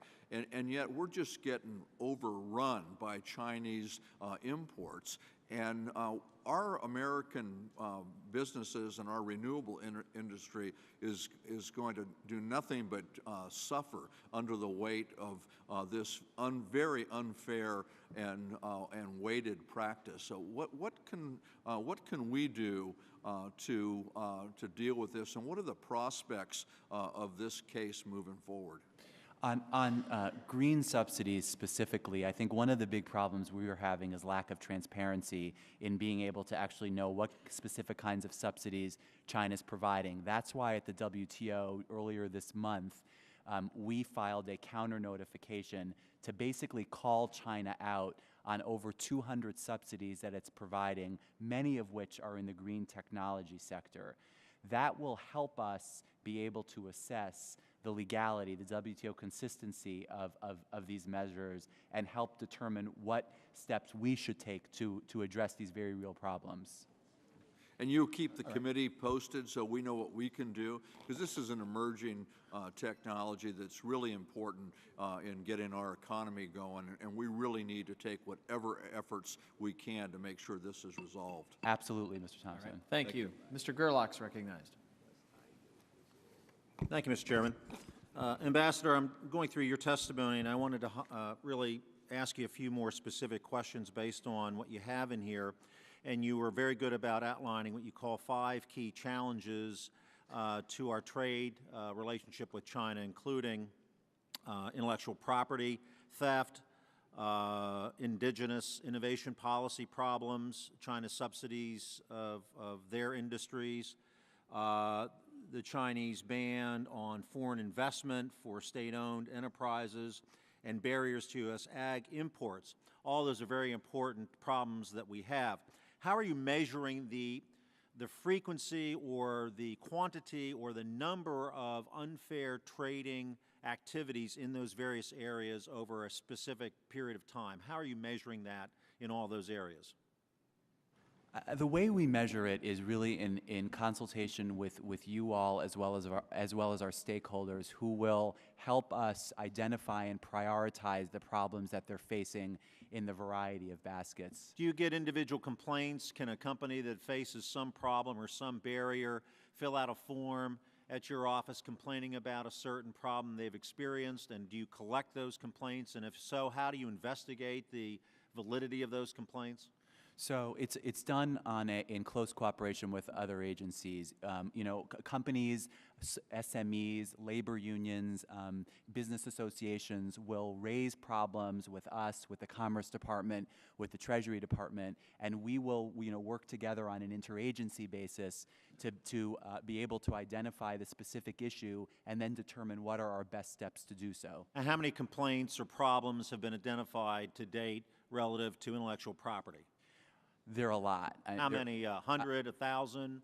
I would say they would fall into 5 categories.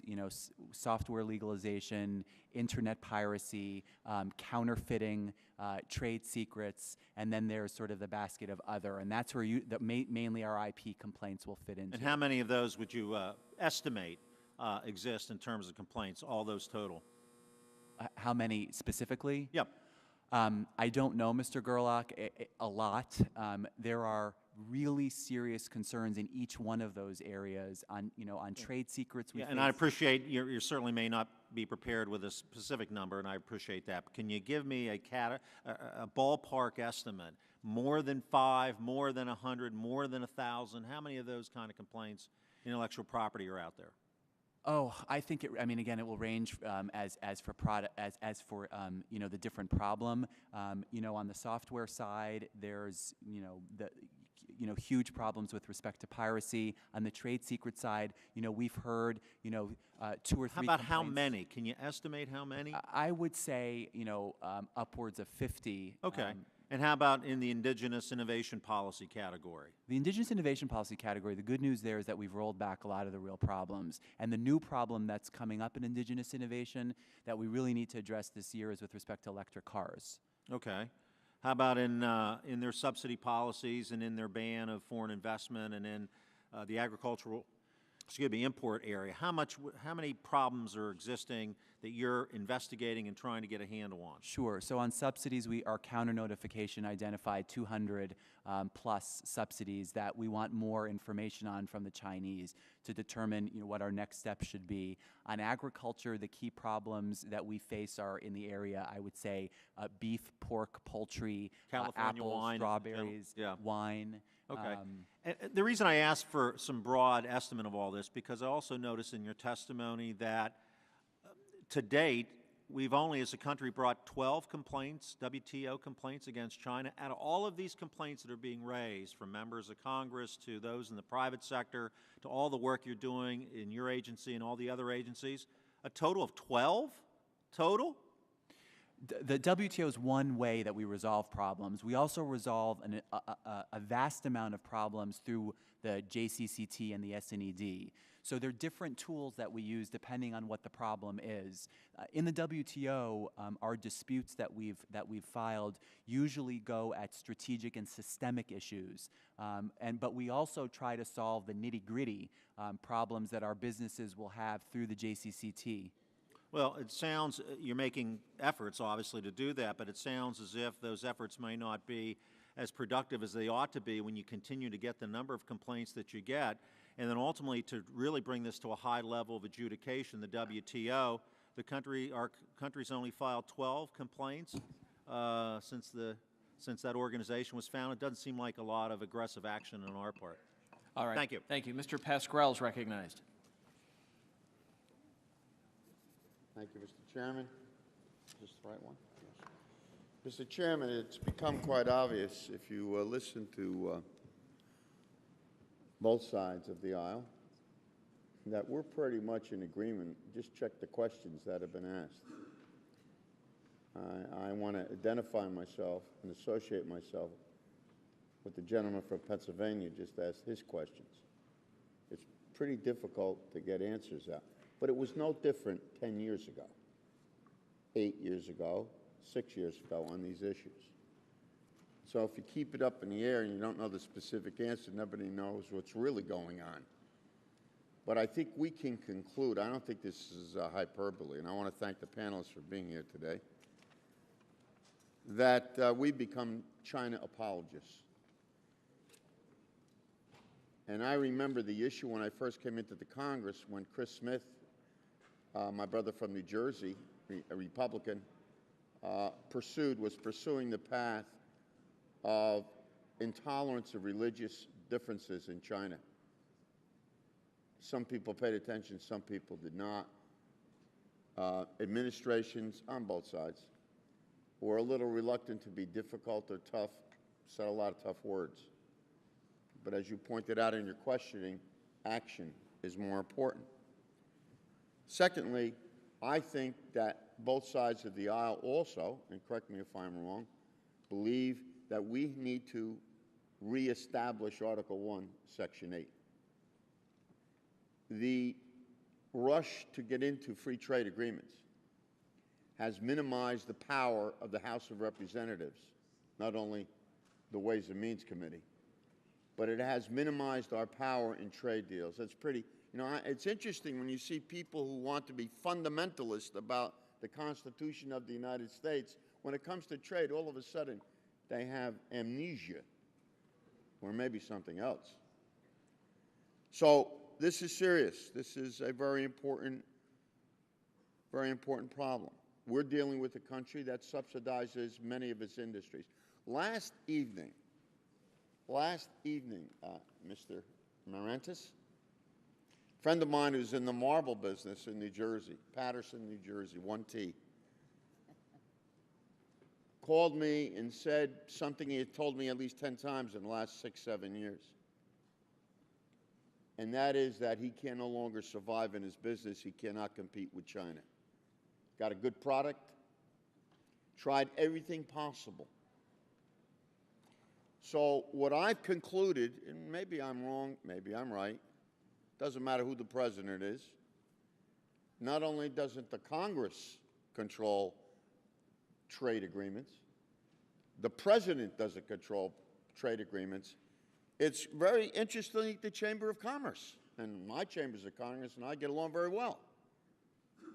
They're making the decisions about the big cats, and those small businesses, which are across the landscape of the greatest country in the world, have suffered the consequences.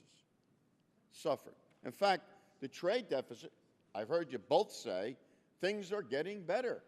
Things are getting, well, we had in August a $29 billion trade deficit, the highest we've ever had. And if you go back to testimony in the past, you'll hear the same kind of thing. Things are, God bless you, things are getting better. Things are getting wonderful. We're making changes. That's all we've heard. Our trade deficit with China has ballooned from $84 billion in 2001 to 2078 billion, and we are losing jobs continuously. Now, this idea about getting our product into China sounds wonderful, but if you don't change the currency and keep up with the times, it means nothing. And you were asked specifically from people from both sides of the aisle, specific questions, and all I heard was, I share your frustration. I'm not frustrated. I want you to know that. And you're not going to get me frustrated. We're out of excuses. We haven't sent this legislation. We haven't sent that legislation to the president. Let me ask you this question, Ms. Brainerd, Dr. Brainerd, I'm sorry. How fast do you believe our exports to China could have grown had Chinese consumers had the increased international purchasing power that would come with an accurately valued currency? I want to hear this. Or do you simply want to say you share my frustration? I might don't add have that any frustration. Can I ask the question? Can you that finish? the gentleman's time has expired, but I would request if the Undersecretary could respond in writing to the gentleman. Thank you. Mr. Chairman, are we down to 3 minutes apiece? No, we're 5 minutes. 5 minutes. And I think the gentleman's time went about 25 minutes over. 5 minutes are up. I was just asking But- if she could get a response. Right. Could you fairness- respond in writing to the gentleman She can't and to respond the orally committee, here? please? Can't tell us verbally? Pardon? She can't respond now? The gentleman, each one of us has 5 minutes. I know. I'm And very we aware went of that. about 5 minutes and 20 minutes, so we're trying to hold down to each member has the same amount of Thank you, time. Mr. Chairman. Gentleman, Mr. Buchanan is recognized for 5 minutes. I want to thank Chairman Camp and our witnesses for being here today. I represent Florida, and we're very, very excited in Florida about the past 3 trade agreements. There might be some question.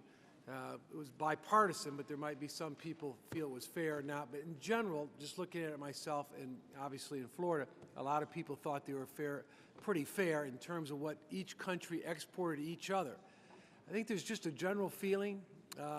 I've seen it for a lot of years. I was in China back 6, 7 years ago in Beijing. But it's just a general feeling, that sense of free trade, but it's not fair. It's not just here on the panel. I've been in business 30 years. I've heard it from a lot of businesses all over the country.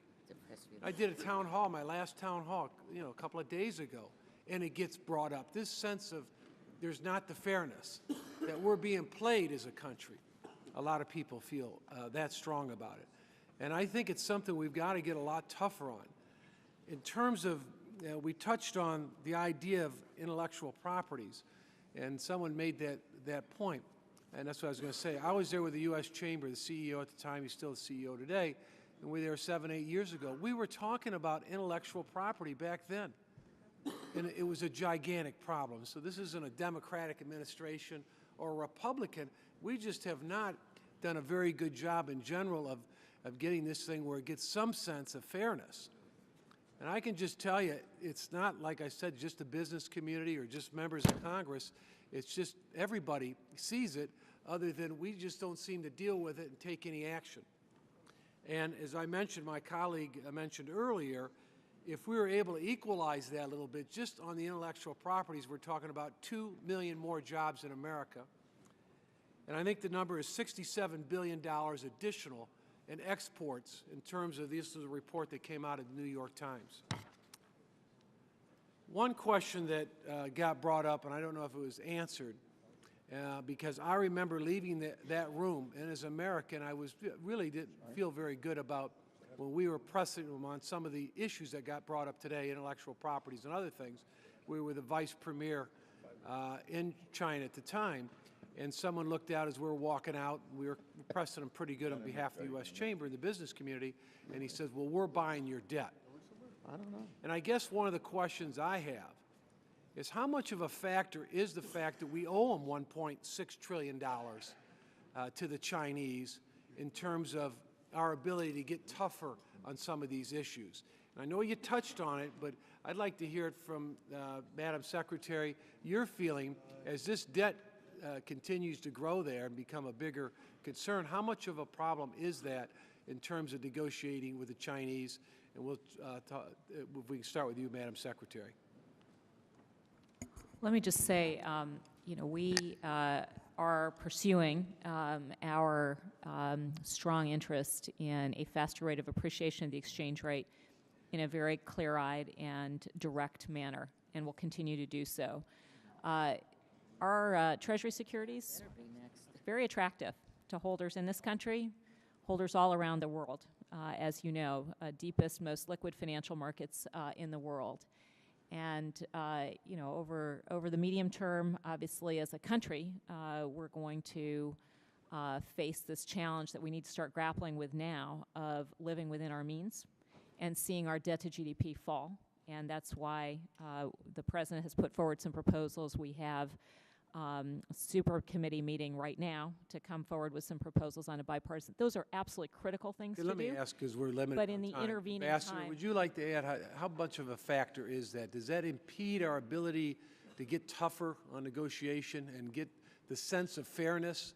I mean, how big of a factor that we owe the Chinese $1.6 trillion?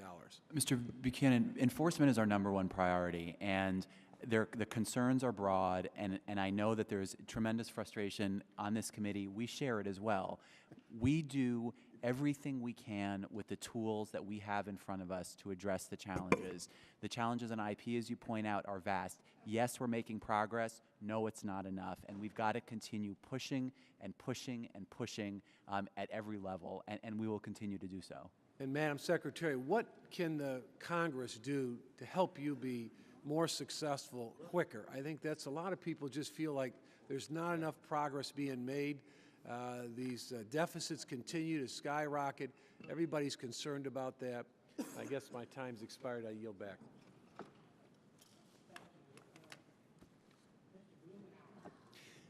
Thank you very much, Mr. Chairman. Mr. Blumenauer is recognized for 5 minutes. Thank you.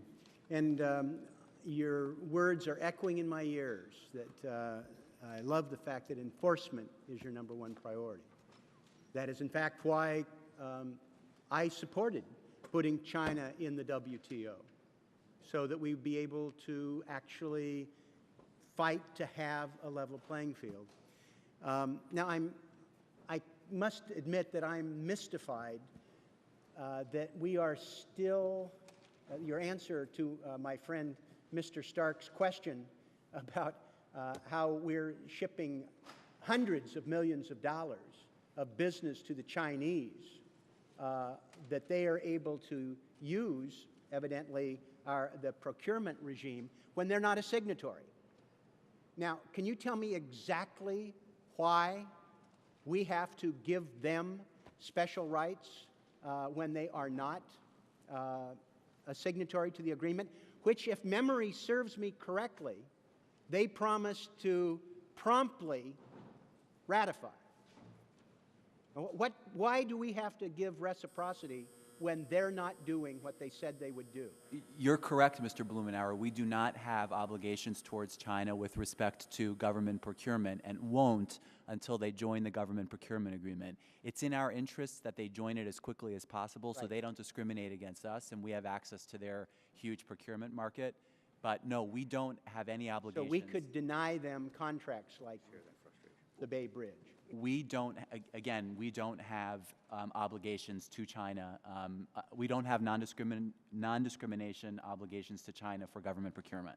Well, I would like to just have, if I could, some sort of written assessment of where exactly we are in this drama that has been going on for years, which they promised they would do, and then get a sense of what we could do to just deny them access to government projects unless and until they're a signatory. But since I'm a little slow on the uptake on this, I would benefit by having that in writing. And we will get that for you, Mr. Blumenauer. It's been, China promised in 2001 that they would join the government procurement agreement as soon as possible. It's 10 years later.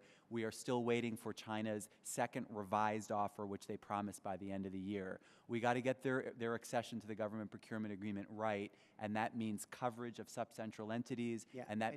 Okay, I'm looking forward in writing. Okay. What I would like to have in that is what prevents, or how can we deny them access to government procurement in this country unless and until they do what they said they would do 10 years ago.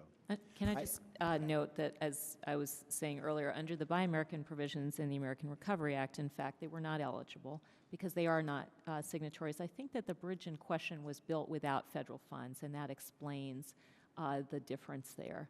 But we will look into that and get you specifics on that. But under Buy America, because they are not signatories, they are disadvantaged. There is no reciprocity there. The bridge in question is linked to federal investments. And I think we ought to look a little more broadly at who benefits and who loses from this, so that we don't have some people at the local level doing things on the cheap that actually disadvantages American workers.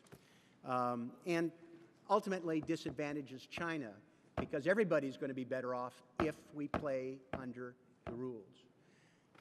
But I would like to turn to one other area, because we're watching an awful lot of effort. I mean, I would identify very strongly with my friend Mr. Thompson's observations about the solar industry.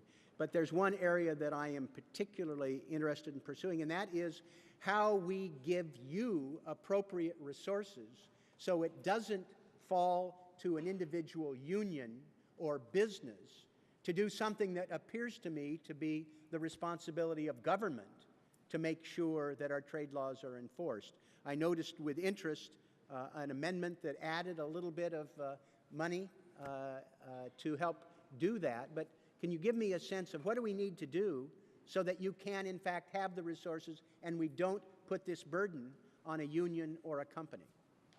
No, thanks, Mr. Blumenauer. I mean, you're absolutely right. We need to make sure we have adequate resources to address the really tough challenges that we face in China. I think the President's budget reflects that. And what we do as, small little USTR is we work to leverage our resources with other agencies. We work very closely with the State Department, with the Treasury Department, with USDA, with the Department of Commerce, to try to maximize our ability to solve problems for America's workers, service providers, farmers, ranchers, et cetera. Okay. Thank you, Mr. Chairman. This is one area that I hope the committee's oversight could extend to make sure the notion that it's a little tiny USTR. Well, the federal government's bigger than any company or union, and I think we need to make sure that the resources are there to make sure that these trade laws are enforced. I thank the gentleman. The gentlelady from Kansas, Ms. Jenkins, is recognized for 5 minutes. Thank you, Mr. Chair, and I thank Chairman Camp for having you all in today. Thanks for being here. Currently, there is a 50% cap on foreign ownership in life insurance in China, life insurers. Though the cap is not inconsistent with China's WTO commitments, by lifting the foreign direct investment cap, companies can more easily bring in capital to hire workers, deploy world-class service platforms, and invest in Chinese capital markets. Lifting the cap also would allow foreign insurers to increase their capital in a life insurer in China, even if a Chinese partner were not in a position to increase its own capital. Has the Chinese government shown any sign of being willing to raise the FDI cap in life insurance, and is lifting that cap a priority for the U.S. government? Thank you for raising that. We are frustrated with the remaining restrictions that China imposes in the foreign investment sector, and insurance is one important area. China recently issued its foreign investment catalog, and we were very disappointed that it didn't go farther in lifting many of these restrictions. We work together in the context of our investment forum with China. We have an insurance dialogue that we have with China, and we have our JCCT where we push exactly the issues, Mrs. Jenkins, that you raised, so that we can make progress. Okay. Madam Secretary. I would just say that life insurance is one particularly egregious example. Of course, you're right that this is their WTO commitment, but we are pushing them across financial services to go beyond their WTO commitments. And, you know, they've said that they want to open up their services sector, expand it. We have the strongest, most competitive financial services insurance providers in the world, and so we're going to keep pushing really hard on these equity caps. Okay, thank you. Along that same line, at the conclusion of the strategic and economic dialogue back in May, China pledged to study and push forward the opening of the mandatory third-party liability auto insurance market. And despite this public commitment, we've heard nothing about the issue since the SNED. As you know, China is now the world's largest automobile market. Liability insurance for drivers is mandatory, but it remains closed to non-Chinese companies. What steps have the Chinese taken toward fulfilling this commitment, and what metrics is the U.S. government using to evaluate this process? The press reporting is that the China Insurance Regulatory Commission has actually put forward a proposal to follow through on that commitment to the State Council. We haven't seen it yet. We are obviously going to follow up and try to get a copy of that as soon as we can, but we will continue to raise it in every bilateral discussion we have, and obviously this will be prominent also in the JCCT. Okay, and China's 12th five-year plan calls for 4% growth in services GDP over 5 years to 47% of the total GDP. Mr. Ambassador, I think you mentioned that, however, that China's draft foreign investment catalog, there was very little in the way of service investment liberalization. Of the 32 industries listed in that encouraged catalog, only 3 are directly related to investment in services, and a few aspects of those services industries included in the encouraged list are new to the 2011 catalog from the previous 2007 catalog. Recognizing that U.S. economic growth and domestic job growth rely on significant measure on access to key international service markets, including China's, what can the U.S. government do to encourage China to permit more U.S. investment in its domestic services industry? One of the positives in their revised catalog was their lifting of ownership restrictions for hospitals and clinics, and that was a big advance, but they have not gone nearly as far as we want them to go in the area of service sector liberalization. It's an important priority for us across sectors, whether it's financial services, express delivery, telecom, and this is one of the issues, one of the many issues that we continue to press for more progress, both on the ability of our service suppliers to supply services from here to China, as well as our service suppliers to be able to invest in China with a majority-owned ownership structure to supply services in that market. Okay, thank you. I yield back. The gentlelady from Nevada, Ms. Berkeley, is recognized for 5 minutes. Thank you, Mr. Chairman, and thank you both for being here. We appreciate it. The unemployed workers in my state of Nevada can't afford for Washington to continue to sit on its hands, especially in the face of the illegal trade tactics of the Chinese government. This is fairly simple to me. The unfair practices of the Chinese government are cheating American workers out of their jobs. Since 2001, just by the manipulation of their currency, that has cost approximately 2.8 million American jobs. In my home state of Nevada, who has been hit particularly hard by our economic recession. We've lost nearly 15,000 jobs due to the Chinese currency manipulation. That's unacceptable. My state has the highest unemployment rate in the nation. Every day I hear from people who say they've never missed a day of work in their lives, yet they've lost their jobs and now they're losing their homes, and they're looking to us for help. They need our country's leaders to focus every day on job creation and getting the economy back on track. That means to me that we have to fight against policies that continue to ship good-paying American jobs overseas, that continue to harm our American workers. I call on our leadership in Congress to drop its opposition to closing taxpayer-funded loopholes that encourage corporations to ship American jobs overseas. That's not enough. We all need to fight the Chinese government's unfair tactics that are cheating American workers out of their jobs. The Chinese government is not just supporting their Chinese businesses. They own them. They are them, and they're manipulating their currency to help the companies that they control, to the extreme disadvantage of American corporations and businesses. The idea that we are somehow afraid of a trade war with the Chinese is a joke to me. We are already in a trade war with the Chinese, and I'm afraid that we are losing this war.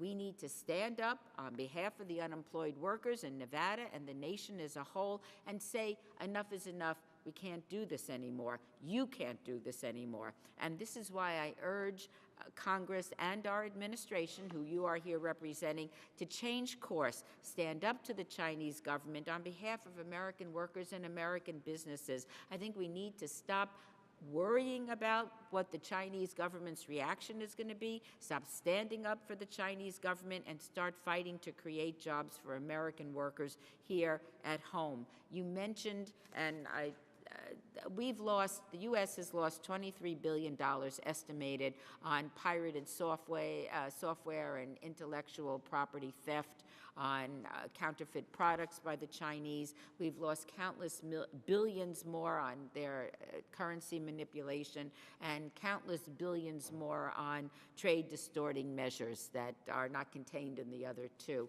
You said earlier that you are using all of the tools available to you to fight for American workers, to fight for our economy, to stand up to the Chinese. I think there's a pretty good feeling that, or a common belief that we are not doing enough. What tools do you need from us that can help you, that can add to your arsenal so that you can protect our economy and the American workers and businesses from the overt illegal tactics of the Chinese government? What can we do to help you to help us? Thank you. I mean, let me give you a really concrete example of one of the tools that we have and how we've used it. We have something.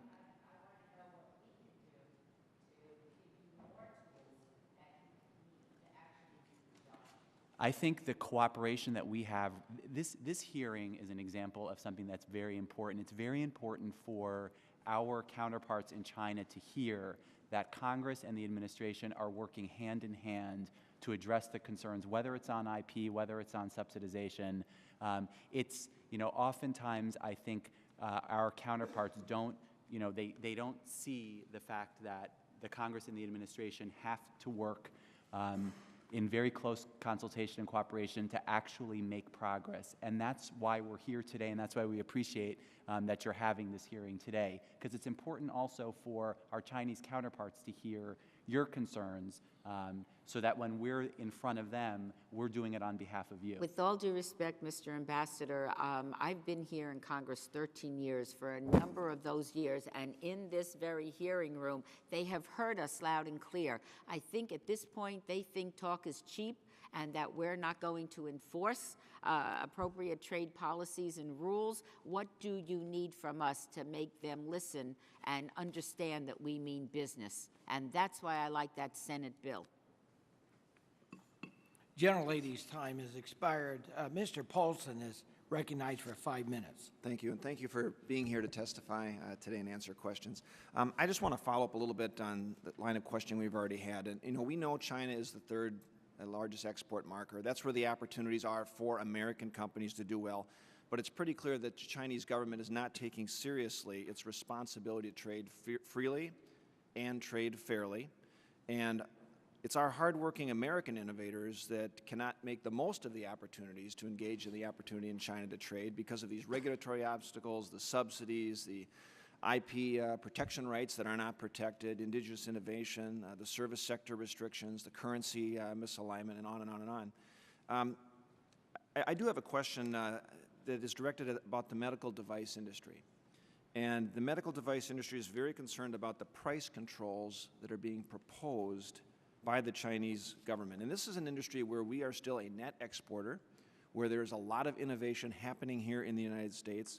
And what do you view are the actions that we will take to make sure that we will stave off, I guess, the Chinese government's proposal in this area that is going to strictly control the pricing of imported medical devices? This includes devices that are manufactured and invented and made here in the United States, especially since these same devices in China would be subject to less stringent price controls under this proposed policy.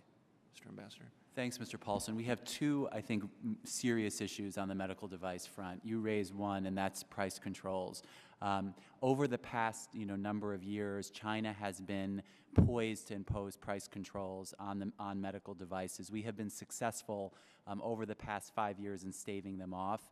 In August, China released a proposal that suggested that it will soon implement price controls in this sector. We are working very hard to encourage the Chinese government to put a pause on that so they don't do so. The other issue that we're working on in the medical device sector has to do with redundant regulatory requirements where right now China is requiring that in order to get approval in China's market for a new medical device, it has to have prior approval from our own FDA.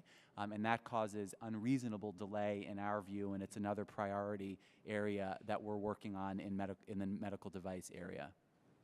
Secretary, any further comment on that area? This is just an area that USTR takes the lead, but we work across the administration in support of this on a short list of priorities. Do you feel that, Mr. Ambassador, do you feel that you have the tools necessary to focus attention on this product? So if there's been a 5-year delay and now there's been a new proposal in August and that you're hoping to have them pause again, do you feel that you have the tools necessary to make sure that we are getting their attention on this? We, together with the Commerce Department, have been really vigorous in terms of on the medical device front. We just had an interaction with our counterpart just the other week where Undersecretary Sanchez and I both pushed this issue with our Chinese counterparts, and we will continue to do so. And just one follow-up question is that we've heard, I think, increasing concerns from the American business community that supports export opportunities, but they're concerned about backtracking on the past improvements that we've made with China opening up its economy. Do you believe that China has been backtracking on the improvements that it made once in opening up its economy? I think our general view is after China joined the WTO, there was a real push in China to implement its WTO obligations. I think things have slowed down, and we are facing new systemic challenges in China that we haven't faced before. That's why we are trying to target our WTO disputes on key strategic and systemic issues like our export restraints case or like the creation of an apparent homegrown monopoly to provide electronic payment services. So I think the issues have become a lot more complex over the years, but I mean we're doing, again, moving at all cylinders to fight those. Thank you. I yield back, Mr. Chairman. Gentleman yields back. Mr. Berg from North Dakota is recognized for 5 minutes. Well, thank you, Mr. Chairman, and I too want to thank the panel for being here. Obviously, this has been an interesting hearing with a lot of concerns, a lot of passion. I wanted to really focus in on the IP. And recently the International Trade Commission had a report and really provided some pretty compelling evidence. It found that the IP infringement in China costs as much as $100 billion in sales and exports, and as we heard earlier here, over 2 million jobs in the U.S. Really, my question gets to what action are we taking with this information? I guess that's my first question. So we have been moving, using all of our tools to make progress. Let me give you a very concrete example. We have something that we issue at USTR called the Notorious Markets Report, which identifies problem, counterfeit, and pirate markets, either online or physically. Following the release of last year's Notorious Markets Report in February, which identified Baidu, which is China's big internet search engine, as providing links to pirated websites, Baidu entered into a licensing deal with U.S. music labels and is now offering legal content on its site. I mean, that was a huge advance, and it's an example of how we're trying to use the various tools that we have at our disposal creatively to address real problems. Well, I guess, Mr. Chairman, just to follow up, do you have all the tools necessary to address these issues, or having worked through this, are there some gaps? Or I mean, I guess the way I'd answer that is, we really need, resources to address the very real problems we have with China. The President's budget reflects those priorities, and that's why we work so closely with our interagency colleagues and our stakeholders and the business community and our labor unions to make sure that we are able to bring all of our resources to bear and make maximum use of them to address the very real problems we face. So kind of more specifically, then, you're feeling you have the adequate tools to address this? I think we have a lot of important tools that Congress has given us over the years, and we work to make maximum use of them. Well, let me maybe ask it this way. If there were one or two other things that you'd like, what would that be? I would like us to be able to continue to make more and more progress on these issues. But I do think we have adequate tools to address the concerns, whether it's in the IP space or whether it's in the subsidy space. Mr. Chairman, I'll yield back. I thank the gentleman yields back. The gentleman from New York, Mr. Crowley, is recognized for 5 minutes. Mr. Chairman, I yield to the gentleman from New Jersey. Thank you, Mr. Crowley. Thank you, Mr. Chairman. Mr. Chairman, I want to bring to your attention, as well as Undersecretary Brainerd and Ambassador Morantes have been generous with their time today, that on November the 15th, a report will be forthcoming from an organization that was created by the Congress of the United States 10 years ago. That organization is the U.S.-China Economic and Security Review Commission. They report directly to the Congress of the United States, a creature of the Congress. Last year, in their report, very specific about what was recommended to the Congress to do in responding to the currency problem. That is a report. It reestablishes again and again the significance of the Congress under Article 1, Section 8, of what our duties and responsibilities are, and we have to look into how currency and export subsidies are hurting the workers in this country. Time and time again, that report has been pretty specific. I have one final question, if I may get this in. Do Customs need more tools to properly deal with the problem of Chinese goods being transshipped through South Korea? Pretty specific. No, and we have worked closely with the 10 Department. seconds. Oh, we've worked very closely with the Department of Homeland Security on this issue to make sure that the issue that you raised, Mr. Pascrell, that there is no opportunity for transshipment from goods from China through South Korea has been addressed. Reclaiming my time, Mr. Chairman. That's a New Jersey minute. Mr. Chairman, I appreciate today's hearing, but this is the first hearing we've had in 10 months on China in this committee, the first hearing we've had. I know we're a legislative mill here. We've passed and enacted into law less than 50 bills, and we haven't had time to discuss what I think is probably the most critical relationship in the world today, the relationship between the United States and China.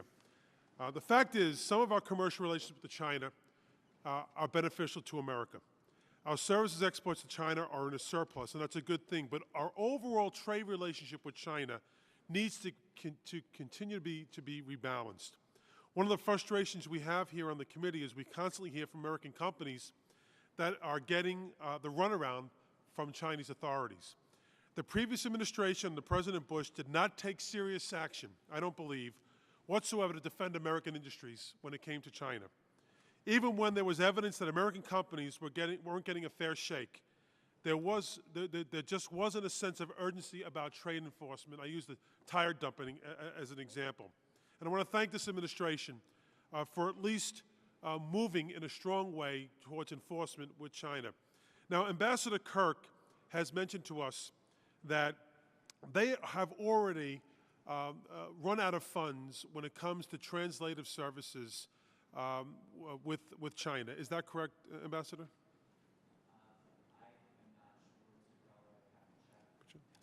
I'm not sure. I would have to check. Well, if you could find out first, because I think that's critical for this committee to understand and for the Congress to understand that our USTR needs to have every tool in its quiver so that it can address the issues of challenging the Chinese when they go off track and hold them accountable at the WTO. And I think that's a critical and very, very important point. And if we can get back from the administration, we need to help you help us and help the American people by giving you the tools you need to fight this. Now, Ambassador Mirandis, I was very pleased the USTR challenged China's prohibition on foreign suppliers from processing payment card transactions in China in order to create what is known as a national champion. Can you discuss why this case violates China's WTO commitments and what the status of that case is, if you can briefly? Yeah, I mean, this is a very important case because it's emblematic of concerns we see in China generally. Their efforts to create a homegrown national champion, a monopoly to supply a particular service. We've worked really hard in developing and in bringing the electronic payments case.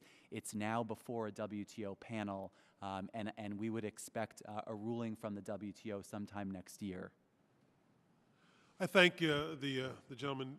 Mr. Chairman, I just want to, I think it's important, coming back to the original point, I know my time is coming to an end, that we need to help this administration.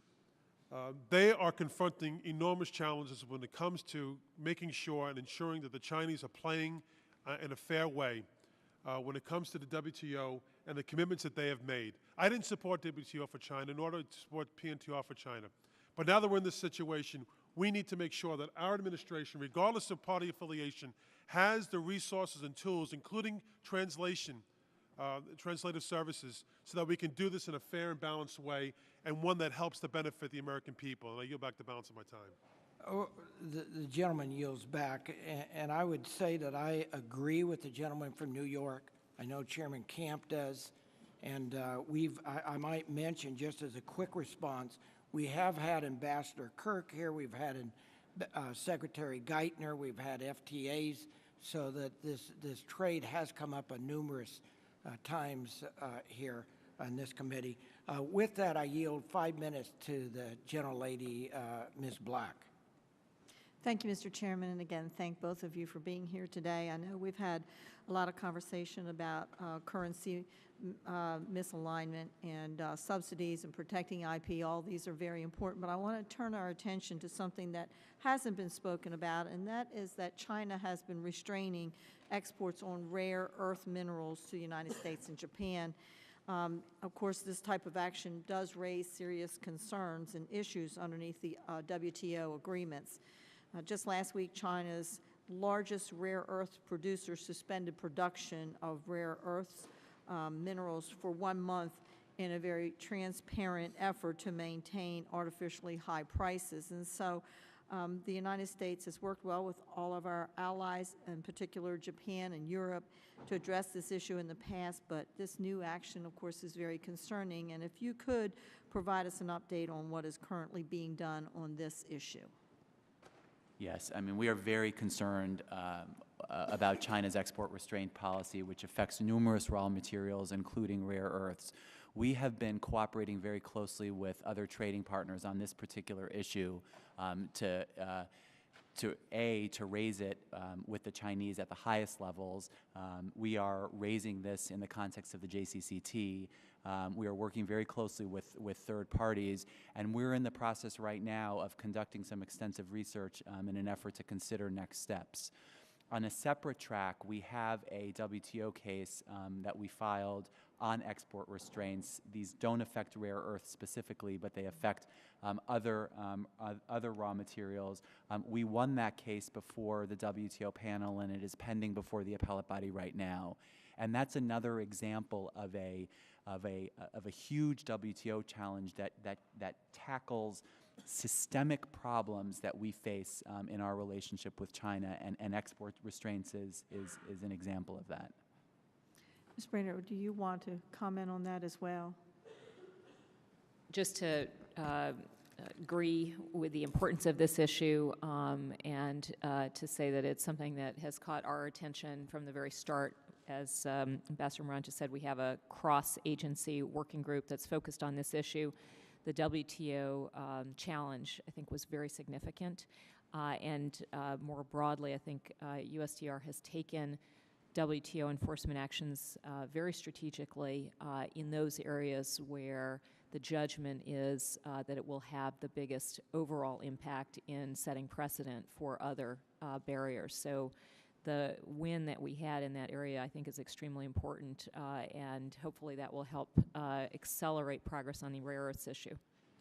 Well, that was the second part of my question, so I appreciate your answering that. And from that, I take it that maybe we'll be able to move quickly on this and actually be able to bring some resolution to what's going on here with our rare earth minerals. Do you feel that way, Ambassador? I mean, this is a key priority for us, and as I mentioned, we are in the process of actively gathering facts so we consider what our next steps will be. Okay, thank you. I yield back my time. Thanks. The gentlelady yields back. Mr. Marchand is recognized for 5 minutes. Thank you, Mr. Chairman. As I travel around my district, one of the big subjects that comes up among my constituents is our trading relationship with China. The perception is that trade with China is a one-way street, with China sending hundreds of billions of dollars of goods and services to the United States, and with us sending very little back. The general belief among my constituents is that China is more in control of our trading environment and our economy than we are. My staff has done some research in the last few days and found out some very interesting things about the 3 counties that I represent. We got most of these figures from the U.S.-China Trading Council. In Dallas, Denton, and Tarrant counties, its estimated growth in exports to China has rose 454% in the last 10 years. In these 3 counties, the top exports to China in 2010 were $513 million in chemicals, manufacturing $511 million, computers and electronics $441 million, machinery $215 million, and transportation equipment was $129 million. How will the efforts of Congress to intervene in the valuation of the Chinese currency, how will that affect these exports that are coming out of my district into China? And I'd like for both of you to respond, please. Well, Mr. Merchant, I think your district is fairly representative of many parts of the country that have seen double-digit growth in exports in just the last 2 years to China across a very wide range of sectors. And China, by many estimates, is expected to be the biggest, fastest growing source of demand in the global system. So as we are working to expand jobs, as we are working to grow our economy, exports is going to be a bigger piece of that than has been true in any previous recovery, and exports to China figure prominently. Nonetheless, we have quite substantial challenges in terms of an unlevel playing field, in terms of a misaligned, persistently misaligned currency. And so we are going to continue to get up every day and stand up to China and make sure that China moves faster in reforming its system, in allowing its exchange rate to move, to reflect market forces, to put in place fair trade practices. I think we can do that in a way that's smart. We can do it in part by working with other trade partners, and that is why consistency with our international obligations is helpful. We can do it by recognizing China is not a monolithic system. There are interests in China that get it, that imports from the U.S. are a very good thing, that giving their consumers greater purchasing power through an aligned exchange rate is a good thing. And so we're going to try to work smart as we pursue these goals. Thank you. I don't have a lot to add other than to underscore the point that Undersecretary Brainerd made about how important China is for us for our exports. You know, as I had mentioned earlier, our exports to China grew 32% last year versus 16.7% to the rest of the world. So our exports to China are growing faster than they are to any other region of the world. And, you know, we face extreme challenges as we've discussed today at this hearing, but, you know, it is our exports to China are a very important aspect of the President's goal of realizing through the National Export Initiative, his goal of doubling exports over the next 4 years. Thank you, Mr. Chairman. I yield back. The gentleman yields back. Mr. Reed is recognized for 5 minutes. Thank you, Mr. Chairman, and it's getting lonely up here, but you're at the finish line, so that's the good news. I want to focus on maybe a little area that hasn't been given as much attention today, but I do firmly believe that the United States must confront China whenever it violates its international obligations. But I don't believe we can just play defense when there's a violation. We need to play offense, and a good way, in my opinion, to do that is to adopt free trade agreements and really push the trade agenda so that we have an open world market that's fair and operating under those agreements. South Korea obviously is a classic example of that. And right now we're dealing with the TPP, and I believe that agenda and those negotiations need to go forward. So I'm very interested, Ambassador, in knowing what you view, or what USTR views, as the role of free trade bilateral agreements with China, negotiations with China, what role that plays in dealing with this issue. It's very important that we are actively engaged on the trade and investment front throughout the Asia-Pacific region, in part to counter the competitive erosion that we've experienced over the years.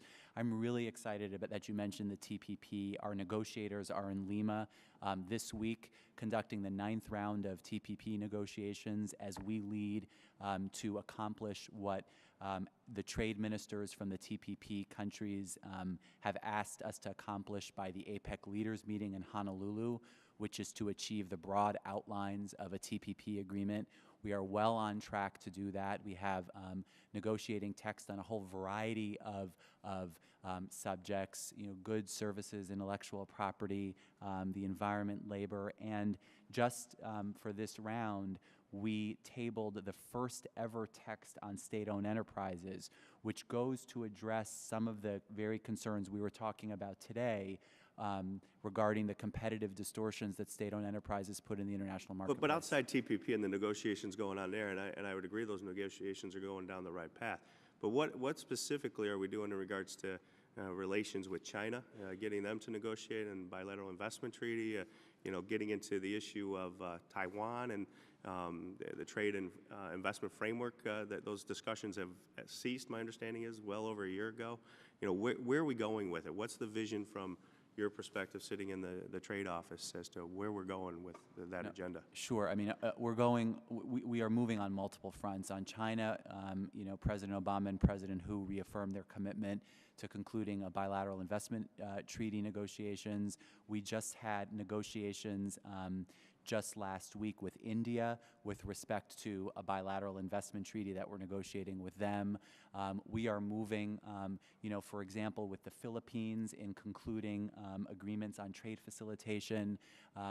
It depends on the different economy in the region, but there's a lot going on each. Regionally, the United States is hosting APEC, and we have been trying to push some very ambitious outcomes in our APEC host year that will culminate in just a few weeks in Honolulu at the APEC Leaders Meeting, where we're focusing on promoting regulatory cooperation, where we're promoting initiatives in green growth, and where we're promoting addressing next generation trade and Ambassador, investment do you see any barriers, for example, to the Chinese bilateral investment treaty?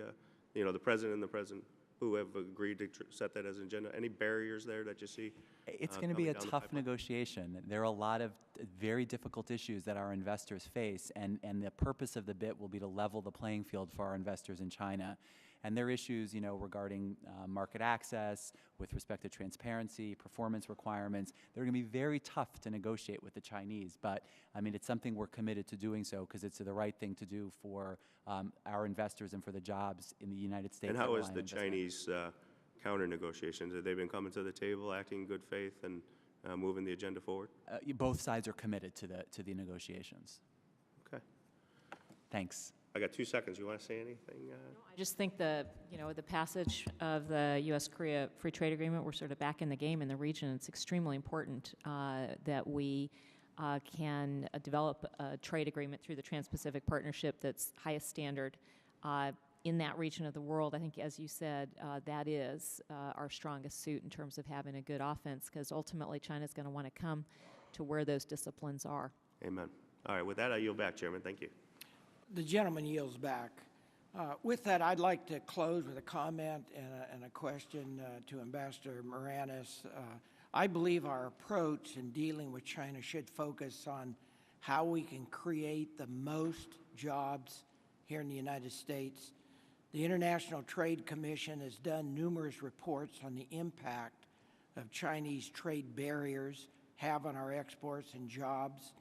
We've heard the ITC's analysis that if China were to raise their protection of intellectual property rights to U.S. standards, 2.1 million jobs would be created. Additionally, the ITC has reported that reducing China's tariff and non-tariff barriers to U.S. agricultural goods would lead to an additional $3.9 billion to $5.2 billion in U.S. agricultural exports to China. These new exports would support tens of thousands of good-paying American jobs. I believe the record is pretty clear that Americans have a lot to gain if we can remove China's barriers and sell more American goods and services in China. Now let's contrast that to our recent experience with adding tariffs to cheap imports from China. In 2009, the administration imposed punitive tariffs on imported low-end tires from China under Section 421 of the Trade Act. Part of the argument behind instituting this tariff is that it would create tire manufacturing jobs in the United States. However, the data from the U.S. Bureau of Labor Statistics shows that tire manufacturing employment is down 10% in the first half of this year compared with the same period in 2009 prior to the tariffs. In terms of job creation, Ambassador Moranis, I'd like to hear your thoughts on what the better strategy is, playing offense and focusing on how we can increase our exports into China by removing their barriers, or playing defense and trying to keep out imports from China by slapping them with higher tariffs. Which strategy is more effective at creating jobs here in the United States? Mr. Herger, we've got to act on all fronts. We've got to act in terms of breaking down market access barriers, but also when we see an injurious surge like we did in the tire case, we need to act because it actually helps to promote jobs. The statistics I have actually show that before the remedy was imposed in September 2009, there was net job loss in the industry. After we imposed the remedy, there's been net job creation in the industry. There have been 11 announcements of new investments in the tire industry worth $2 billion since September 2009. And I think the anticipated employment gains are estimated at 3,000 jobs. So we've got to work to, I agree, we've got to work to knock down our market access barriers on the export side. But when we see an injurious surge of imports that cause market disruption, we shouldn't hesitate to use the tools that we negotiated in China's WTO accession as this administration did in the tires case. Well, I thank you for your comment. And again, I think the point that is bipartisan is that this is a serious issue. The American public takes it as a serious issue. We know we have some major discrepancies, and we urge you, and we as a Congress, I believe on a bipartisan manner, are more than willing to work with you very strongly. I think the point that I'd like to make, and I think many would like to make, that it's very important that we stay on offense. With that, Mr. Chairman, will you yield? Or I want to yes, say something when yield. you finish, and then I'll say something. Well, I'm just going to adjourn the Well, then I want to meeting. say something. The gentleman's recognized. It's not bipartisan to try to attack the effort on 421. 4 times the Bush administration failed to act, though the ITC recommended it. This administration acted on the tire inflow from China, and it's had a positive impact for the United States, for its companies, and for its workers. And so for you to take some data, it's simply incorrect to say that the 421 action was a mistake, and there's no use of sitting around here and asking for more enforcement and then attack an effort by this administration to indeed enforce our trade laws. And so I don't know where you got the data. I think the ambassador has correctly set the record straight. And I think we have to, it's just reckless to take out after the Tire 421 effort. It was an important decision this administration made. I'd like to conclude again, we need to be aggressive. In a positive way, and the only point being made is that we consider everything we're doing. I think this has been a very helpful hearing. I want to thank our witnesses for appearing. Again, I'd like to thank both of you. Please be advised that members may have written questions. They will submit to you. Those questions and your answers will be made part of the hearing record. And with that, the hearing is adjourned.